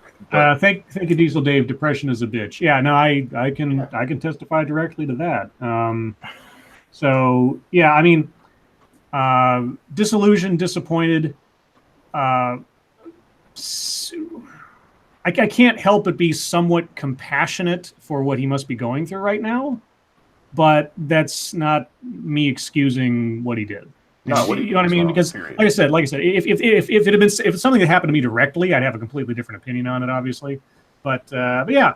Anyway, don't want to harp on it too much any more than we already have. I got nothing more to say on it, really, unless you guys got other things to say. No, I have more internet fucketry. Unless Satsu, if you have something to say there. Well, I mean, the compassionate part. My compassion goes about as far as like, I don't know, like a sibling committing a crime, and you're just like, man, it sucks. You're gonna have to spend the next 10 years in jail, but well, like that's what happens. So. And take a look at what Jeff has done with himself since his massive fuck up. That's what you need to do, Matt. Just you're never going to be able to tell people you've changed. You have to show them. Yeah. Yep. Actions speak louder, etc. Yeah. The other thing that's been happening, and I don't know if you guys saw this, Gavin McInnes and the Proud Boys have been terminated from Twitter. Oh, really? Yes. Oh, for I assume violations, etc. I haven't seen what the exact excuse is. I saw it popping up, and then I just saw a tweet from Yosef. He tweeted out 33 minutes ago. They are coming for everyone that helped get Trump elected. I'm setting up my Gab account now because I might be next. All Proud Boy Twitter accounts were booed. Oh, they're booed. You're fading in and out, Monkey. Is that me or is that Monkey? That's Monkey. Okay. Yeah, Monkey. Shit. You disappeared and came back and disappeared and came back again. So you may want to back up a little bit. Sure. What I said was that Yosef had tweeted out, they're coming for us. Everyone that helped Trump get elected, he's setting up a Gab account now, and Proud Boys are all being kicked off. It started with Gavin and the official Proud Boys Twitter. Okay. For those of you who don't know, Yosef was on with us on Tuesday. He's a friend of the show, and the Proud Boys are a pro-Trump group that occasionally gets physical with Antifa. I don't know what the specific reason was for it. Hopefully we hear a little bit more soon or later, but yeah, that's going on right now. Wonderful. And I can't remember who it was. I saw somebody say, it's odd they're doing this, the timing of this right now. Oh, it was Styx Hexenhammer said, I'm suspicious of the deplatforming of Gavin and the Proud Boys at this time. It's possible it's an attempt to keep them from being able to respond to what happens on Sunday. Sunday they're having a rally, and is that the Charlottesville thing? I'm not sure if it is or not. Oh, okay. Not Gavin with a V, RJ. I don't know. Oh, thank you, Diesel Dave. My fiance cheated on me 3 weeks before our wedding. Jesus. Dave, dude. Yeah, you're hurting yourself ain't going to change it, man. Yeah, no, you got to... The only way to overcome that stuff is to make yourself in a better place in spite of it, Not to mention, there's a huge glaring silver lining in that, and that is before your wedding. Before, yeah. I mean, it's not the silver lining you'd want, but hey, at least you didn't marry her. Yeah. Of course, if you loved her and you didn't know, it's such. It still sucks. Nobody. I know that pain. I know that kind of pain. But holy shit, dude. But seriously, just don't try to self-medicate to try to make the pain go away. You gotta Nope. You got to work through it. You'll be stronger for it if you're not, using a crutch on anything for it. And well, what am I? You're the life coach, Monkey. You know this better than I do. No, you said it right. Look, sometimes we have pain that we can't deal with. My dad was that way. When my mom died and then my brother died, he poured himself into a bottle, and he spent the next decade basically a zombie of a person. Mm-hmm. And it wasn't until he met someone else and was able to crawl out of that, but it didn't help him. He wasn't able to deal with the pain that was causing him to do that all the time. Right. Life sucks. And there's a whole Yeah. No, it's true. I mean, No, I know. you say that there's so many things. Sometimes life sucks real bad. There's things that just hurt us, but the majority of life is actually really good. We just have a tendency to focus on the negative. And this is a big negative, man. This is your fiance cheating on you right before your wedding, somebody you loved and wanted to spend the rest of your life with. But as Satsu said, there's a silver lining there. You dodged a bullet. And I know that's not going to make you feel better right now. Yeah. What you need to do is find a licensed therapist and talk this shit out. Yeah. And maybe even get a happy pill to help you through the short period of time. Don't pour yourself into a bottle. You're going to hurt yourself real bad. Yeah. And you don't, that's not, who are you showing with that? I mean, you don't do it that way. Find the joys you can in life. And if you can't, then go get help. Yeah. I really, I really hope that what happened to you with the alcohol poisoning is your rock bottom, and then everything else is up from here. And up from here is a slow, arduous, painful clawing into the walls to raise yourself out of that pit. I'm not gonna sugarcoat it for you, but every inch up is an inch further away from the bottom, and that's what you got to think about every day.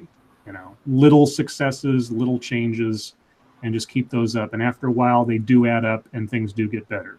Perfect? Nah, there's no perfect. Better? Hey, better is better than where you were. All I got to say. So yeah, take care of yourself, man. You've been with us a long time, and even if you hadn't, I wouldn't want to see bad things. But you've been with us a long time. I don't want to see you hurt yourself over some stupid woman who used you wrong. No, man, don't do that. Easily says, I was with her for 6 years. Fuck. I get it, man. And nothing. Look, nothing is going to change what you've gone through. And nothing we say here, unless you want to. This is the thing about when people try to help you with sadness or depression. Until you've actually gone through it, nothing they say is going to make you feel better. Yeah, but trust me, you can get through this. Yeah, there's no magic words we've got, and I know. Yeah, nothing we say, but even though the part of you that's in despair right now doesn't want to listen to this probably, or doesn't think it'll help or anything else, I know that there is a rational side to your brain beyond the despair and the disappointment, the depression, that is listening to this and is taking it in and knows. There's a part of you that knows what you need to do. It just feels pointless or hopeless to try to do it. Listen to that rational side. Try to ignore the side that's given up. I mean, you've got mechanisms in you to work through this, and so I've been there. Self-medicating is when you wake up and that medicine's worn off. That pain is still there, and you have no new tools to deal with it. Okay, well, guys, we're at the bottom of the hour. It is now your time. If you have questions, comments, complaints, conspiracy theories, if you like collecting dried roses, I don't know. I'm making shit up now. Let us know in the chat. If you have questions for us directly, please put plenty of question marks after it so we know it's for us. Again, tomorrow night, per usual, will be on Monkey's channel. I will not be here. I'll be off with family, doing family stuff. And hopefully in cooler climes. But I will be back on Monday for Monday's show. And I should be around maybe late Sunday, depending on how things hash out with travel times and such. So we'll see. At least on like Twitter and such. We'll see. What else do we have?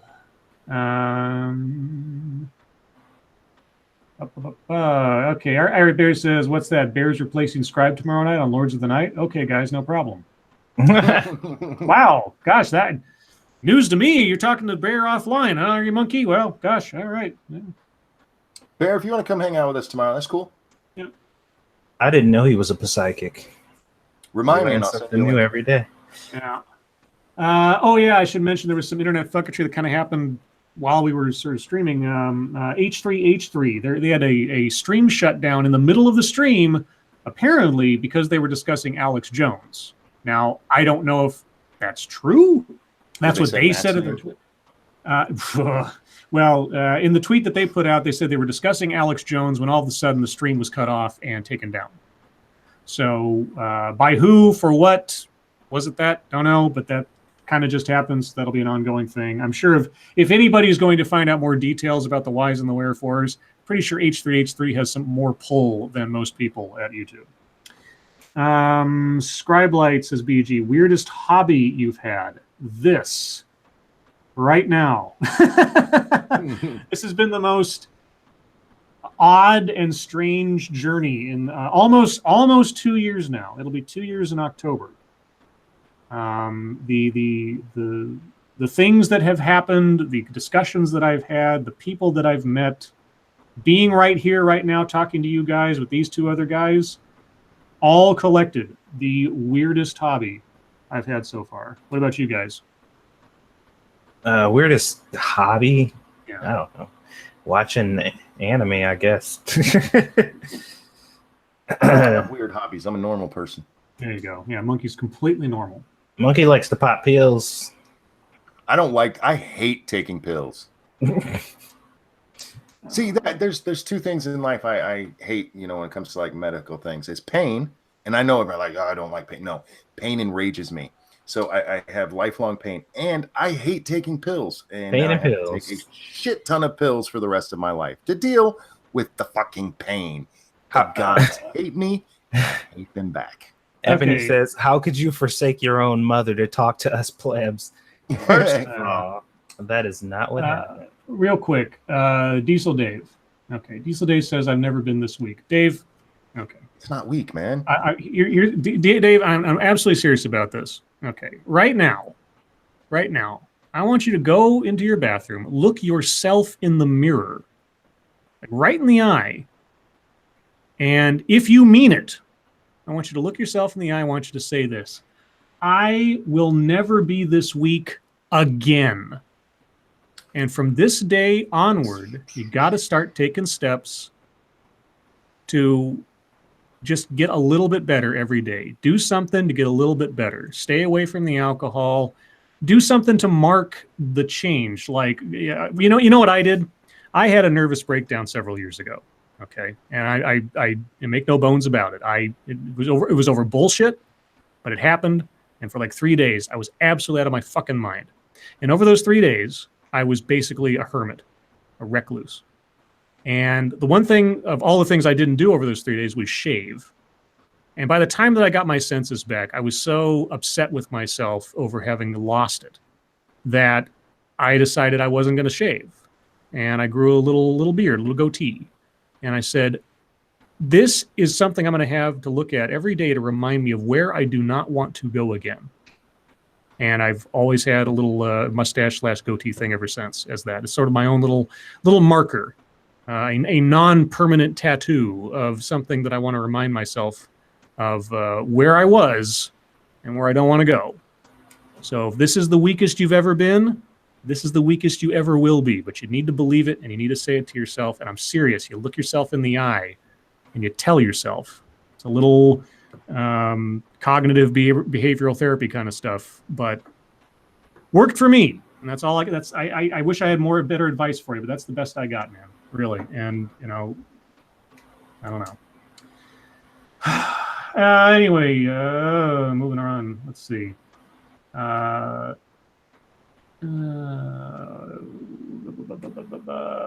Okay. RJ Bansma says, Monkey, I'm mad at Matt for months. I've been one of his mods for months, and he didn't tell us this. How do I deal with the pain? I think you'll survive, RJ. Don't take it personal. That is what happens with a lot of these things. Yeah. people who are tangentially involved take it horrifically personal, and that's not a way to be. You can be mad at him, but you don't have to take it as a slight on you. Now, I real quick, I want to get back to Diesel Dave for just a second. Diesel Dave, I don't know how good this service is, but it's something to check out. It's something Phil DeFranco's been talking about, and he says he uses it all the time. It's a website called betterhelp.com, and you can use /DeFranco. You get something with that. You can go check out any of his videos. He's been promoting this lately. They sponsor him right now. And it is a counseling service you can get online 24/7. And I don't know if the first one is free. I think that's what it was. I can't remember, but check it out. You need some help, bud. Yeah. There are lots of options. You're not alone or isolated. There are plenty of people to talk to, and there are plenty of paths out of this. You just have to take the steps. That's all. Now back to the Matt thing. What happens a lot with this? I remember we saw this with Lacey. Matt owes me an apology. The man lied to my face. You can say, I'm in his audience and he lied about to me. Okay, but he doesn't owe you a personal apology. A general apology to, hey, I'm sorry.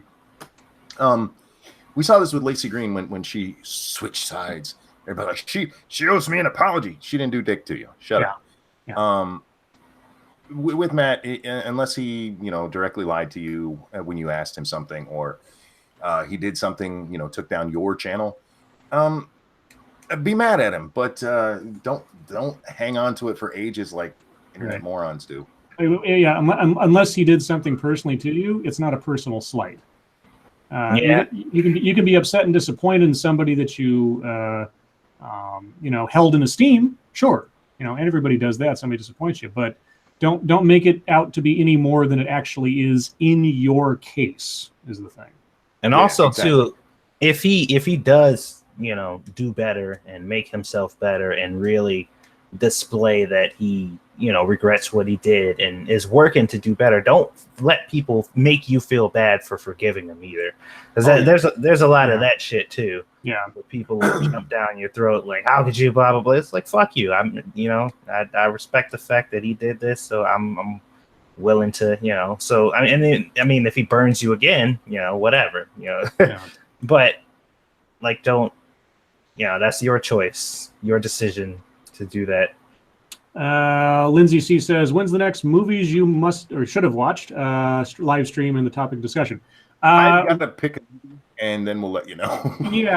Well, we did talk briefly last night about maybe doing Don Juan DeMarco. Yes, if we can find it, that would be a good one. Yeah, I gotta see if I can get a copy of that from somewhere. I know we talked about a couple in the past, or there's a couple on my list that I might bring up at some point. But yeah, I'm like I say, I'm going to be gone tomorrow.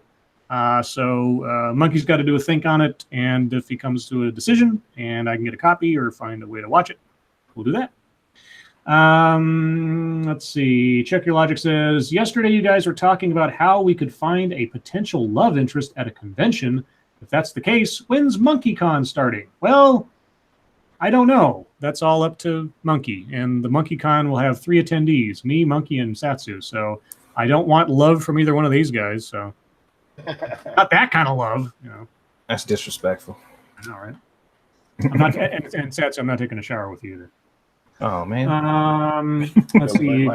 We learned that's not what you do with Satsu. You'll end up married. Yeah, exactly. Yeah. Don't take a shower with Satsu in prison too.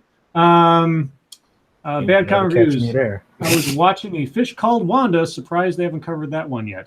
It was okay. I love A Fish Called Wanda, but that wasn't really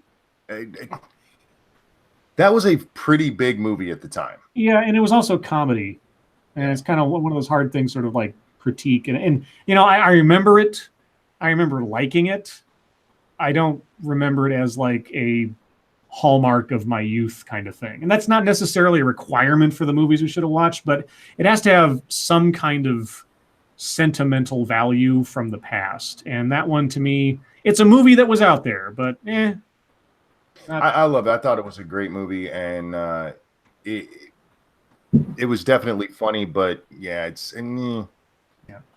there's other ones that I'd rather do. Just Angry says, have any of you ever posted a video you later regretted? Yes, I posted a video that was about, and I actually posted 2 videos on the subject. One was about, the first one was about something that Emma Watson had said. And it was a video of Emma Watson doing a he for she thing. And if I remember correctly, I commented on the video as though she had just said what she'd said, and that something that she cited in the video was incorrect. After the fact, I found out that that was a mirror of a video that had been up for some time, and that the information that she gave in the video was actually, insofar as she mentioned it, was correct. And so I did a follow-up video like the next day when I realized that, saying, I fucked up, and here's how I fucked up, and here's what the thing that she was talking about says, etc. So both videos are still available. They're way back in the library somewhere. But yeah, that was one instance of that. Do you guys have any? I think I've had a few videos that I was just like, didn't really do that well, and I couldn't tell you which ones. I just remember the feeling of uploading a video and then soon afterwards being like, not too happy with that one. No, I tend to like my stuff. Yeah. Let's see. Alice Morgan says, so if we were to have a Monkey Con, where would it have to be for you to be able to go? If we actually did a Monkey Con, you'd probably have to be at his house because Monkey can barely walk. if we did one, it would have to be Grand Rapids is about as far as I can go from where I live, and it sucks. So yeah.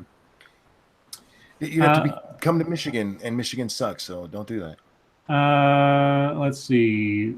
Lindsay C says, what about the later Cleese, Klein, Lee, Curtis collaboration? I think it was called Heavenly Creatures. No, it wasn't called Heavenly Creatures, called Fierce Creatures, I believe. Heavenly Creatures was the 2 girls going crazy and killing the lady movie with the claymation Mario Lanza singing to them and stuff. It was, what's her name? The girl from Titanic. Why can't I suddenly forget her name? The actress from Titanic. I'm trying to think of her name. Hang on, I can see her. You mean what's her face? Yeah, thanks, Satsu. Good. Anyway, yeah. What the fuck is her name? God, chat, help us out. Anyways, Fierce Creatures. Scribe and Monkey, would you consider Dazed and Confused? Kate Winslet, thank you. Kate Winslet, yeah. Kate Winslet and some other girl. They played 2 girls that were all lost in their little fantasy world, and it was called Heavenly Creatures. And it's a really great movie, really creepy movie. I believe it was an Australian production. I could be mistaken. Back when I think it might have been one of Kate Winslet's first films, if I'm not mistaken. But anyway, Dazed and Confused. I remember liking it, but again, I'm not sure I've seen it. Yeah, it was sort of a big deal in junior high for me because everybody was like, "Oh my God, look at this!" And I think it was one of the first times that you ever saw. For fuck's sake, why am I doing so bad with names tonight? Hold on. My God, this happens every time. Why? Okay. Matthew McConaughey. Yeah, it was one of the first movies I ever saw Matthew McConaughey in.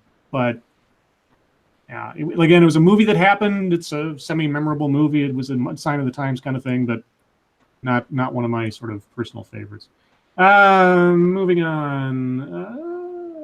What else? Lindsay C says it was a New Zealand production based on a true story. Yeah, I knew it was a true story part, which is why it's creepy. And actually, it was that movie that made me kind of like Mario Lanza, because I got a cheap CD. I was at a CD store back when those existed, and I saw a collection of Mario Lanza songs for $5 or something, and I was like, oh. And yeah, so Mario Lanza, the singer, the tenor, I think he was. What else? Questions, guys. Questions. Ranting Monkey, how much is tickets for Monkey Con? So Stacy Gardner. Well, let's see. The VIP pass is like $12 million. Oh my God. For that, you get to touch my wiener. Oh, wow. But you only get to like touch it. You don't get to rub it or anything. Just touch. You got hot dogs then? No, my real wiener. I'll let you touch my penis for $12 million. Yeah, okay, for $12 million, that's probably true. And I think with that amount, Lady Monkey would be cool with it too. Other packages we'll still have to get ironed out. Do not iron out my package, thank you. We already did that. Irate Bear says, for that, I expect to touch the monkey butt. Yeah, for $12 million. No. Diesel Dave, thank you again. Kate Winslet. Yep, Kate Winslet. I don't know why I forgot that, but it's always actors' names. Like when I need to have the name in my head, it's not there. Zeo Gold. Zeo Gold. Ranting Monkey, would you consider reviewing Darkman? Darkman, you say? Well, Zeo, you just need to go onto my channel under the playlists and look for reviews, and you might find a surprise. For $12 million, it's not gay. That's right, Skeptok. That's right. Stargazer Nuts says, for that price, I'm touching the whole monkey. Ooh, the whole monkey. Well, we'll have see, I don't know if Lady Monkey would go for touching the whole monkey. No. But you know what? For you, we'd do a discount, and you could rub the wiener. Tyler Lalonde says, hackers, please. Now, hackers, I might be up for. I might maybe I'll do that for my show. Did you ever see Hackers, Monkey? I don't think so. Okay, Hackers, I might do because I still sort of reference Hackers in my mind at times, just because it's so goofy, but the characters are so memorable. And honestly, I think it was the first time I ever really saw Angelina Jolie, and damn, she was hot in that movie. Oh, BGS Scribe Lights. So when are you guys going to do a foreign film for a movie you should have watched? I don't watch foreign films. A foreign film. Well, I think The Hunt for Red October was filmed in British Columbia or something, so that's kind of a foreign film. I don't know.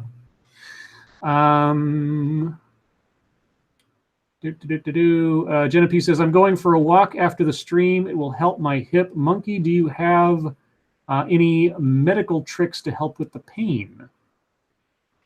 Sleep. That is the only thing. Guy, I don't want to bring the stream down. Yeah, the only thing that gives me any kind of relief, and it's not always helpful, is sleep. Check your logic. We already talked about MonkeyCon. When's it starting? I don't know. When? I don't know. Yeah, we'll have to set up a real MonkeyCon one day.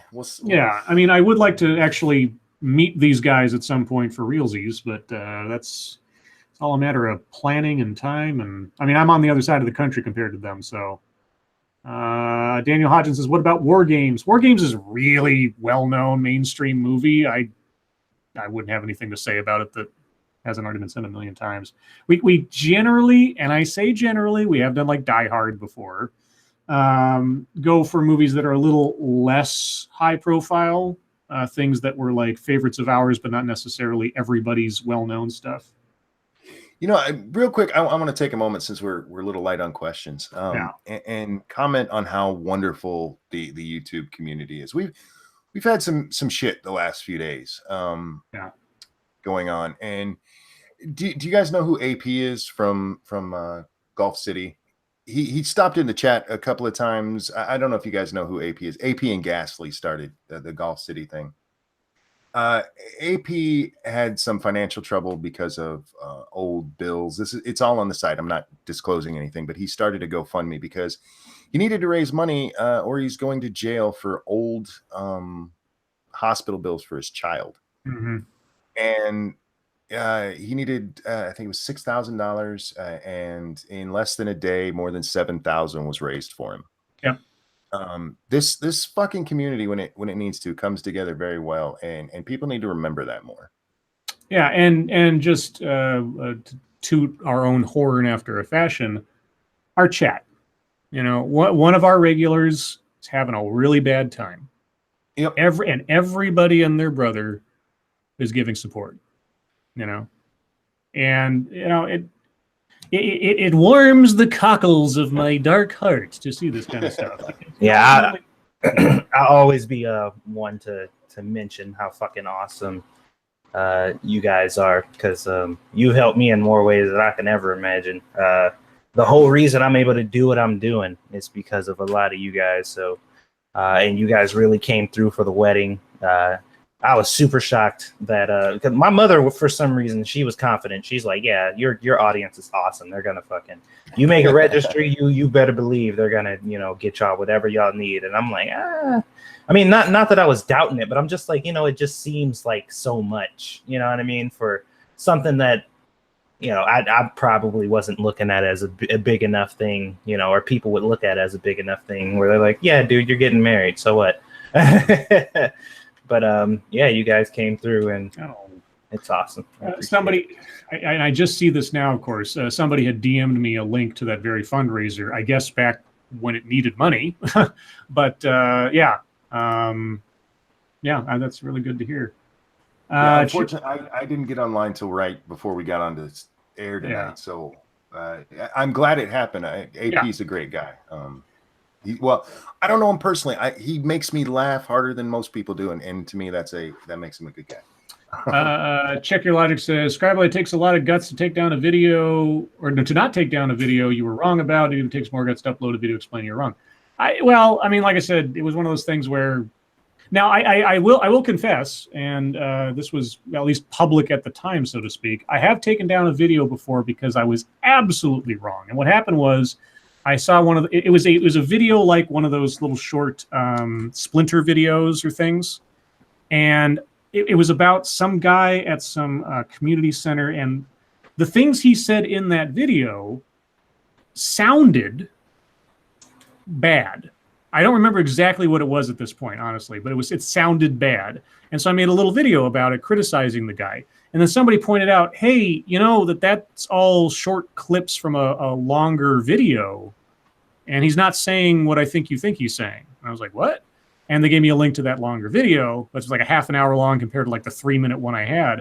And I was like, oh, I am totally and absolutely wrong. Like, completely.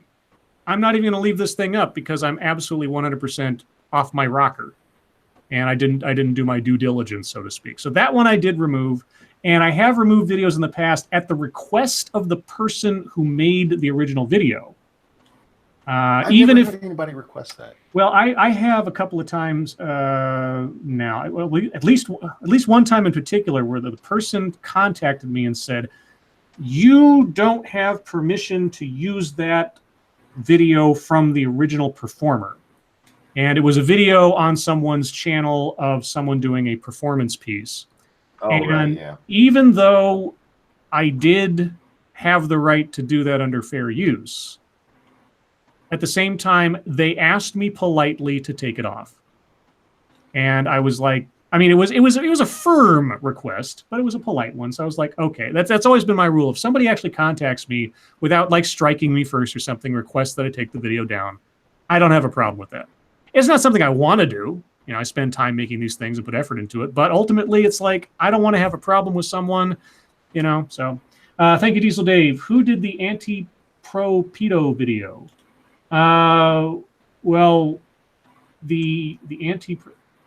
Who did it? Are you talking about the video condemning the chick who was doing the pro pedo thing? That was Scribe did a video on that. Right. Recently. I did one on that. Several people have done videos on that TEDx talk. But that was one I did recently. Thank you, Three-Sided Coin, very much. I want to say for anyone who is listening to this later without chat, my fiance of 15 years betrayed me hard. It does get better. It sucks like crazy initially, but you'll get to the other side and be so much better because of it. Exactly. Indeed.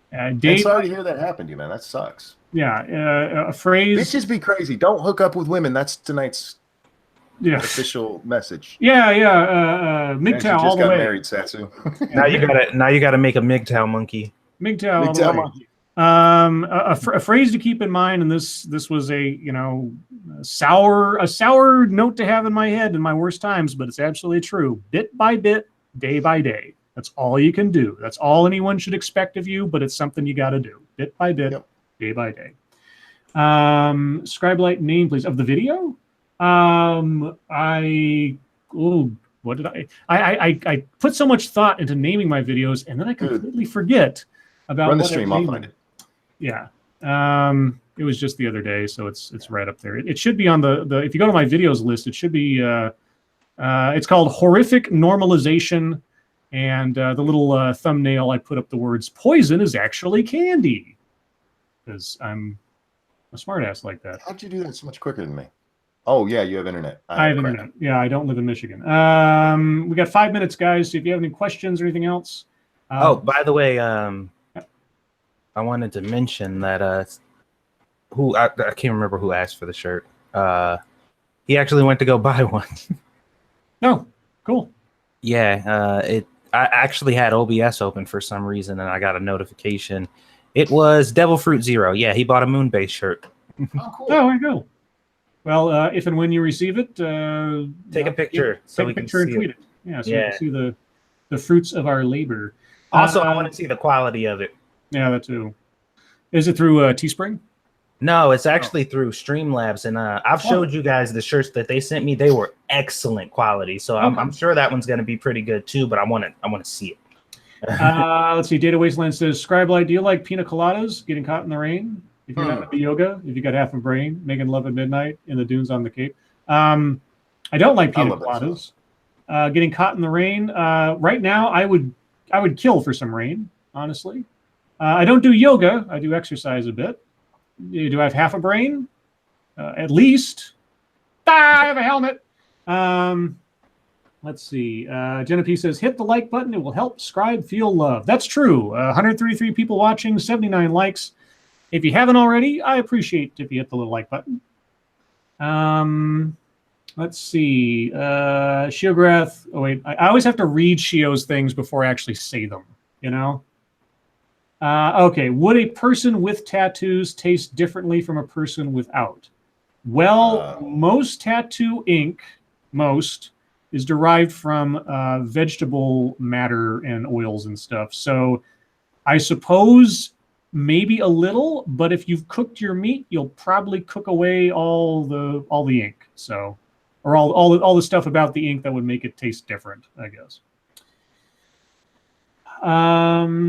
Let's see. RJ Bansma says, you want to hear something weird? Some people think I'm weird for one of my hobbies, co-running a fan-made Thomas and Friends series online, but I don't take it seriously. Well, I'm glad you don't take it seriously. That is weird. Are you the tank engine? Yeah. Weird is relative. You're not hurting anybody. Fun with it. Jim Hila says, go buy my comic book Blue Mamba on Indiegogo. Yes, go to Indiegogo, look up Blue Mamba. Jim has already blasted through so many stretch goals. It's amazing. It's really, really amazing compared to how things were going on Kickstarter. So I guess, and I've heard from several people, Indiegogo is the place to go if you're trying to start up a new comic book. Diesel Dave, thank you so much. I love all of you. Well, we love you, Dave. Just take love you back, bud. Yeah, take care.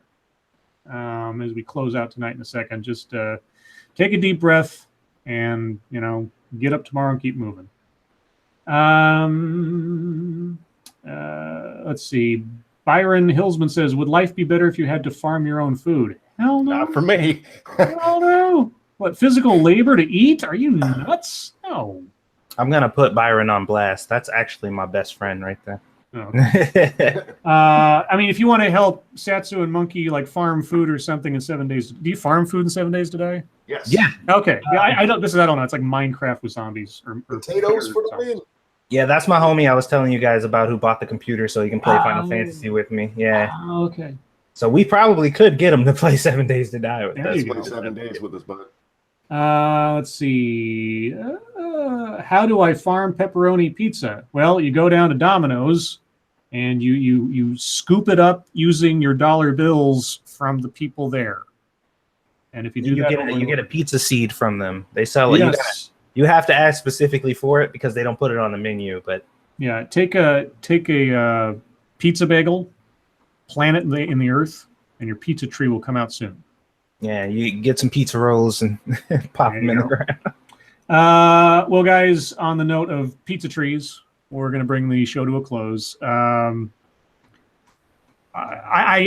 am lacking words to express how awesome all you guys are.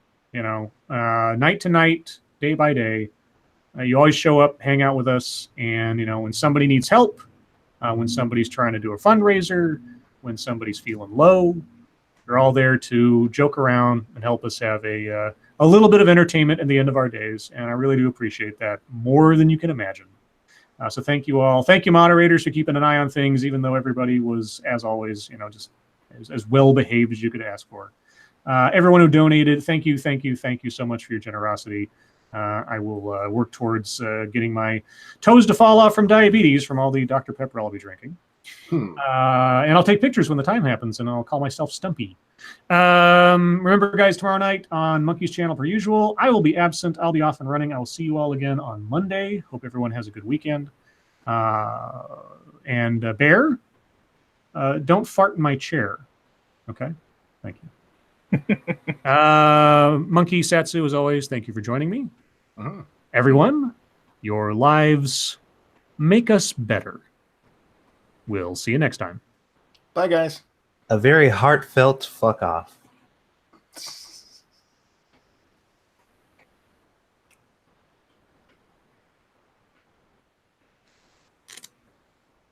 Ooh. Today's secret word is cutlass. Like the sword, not the car.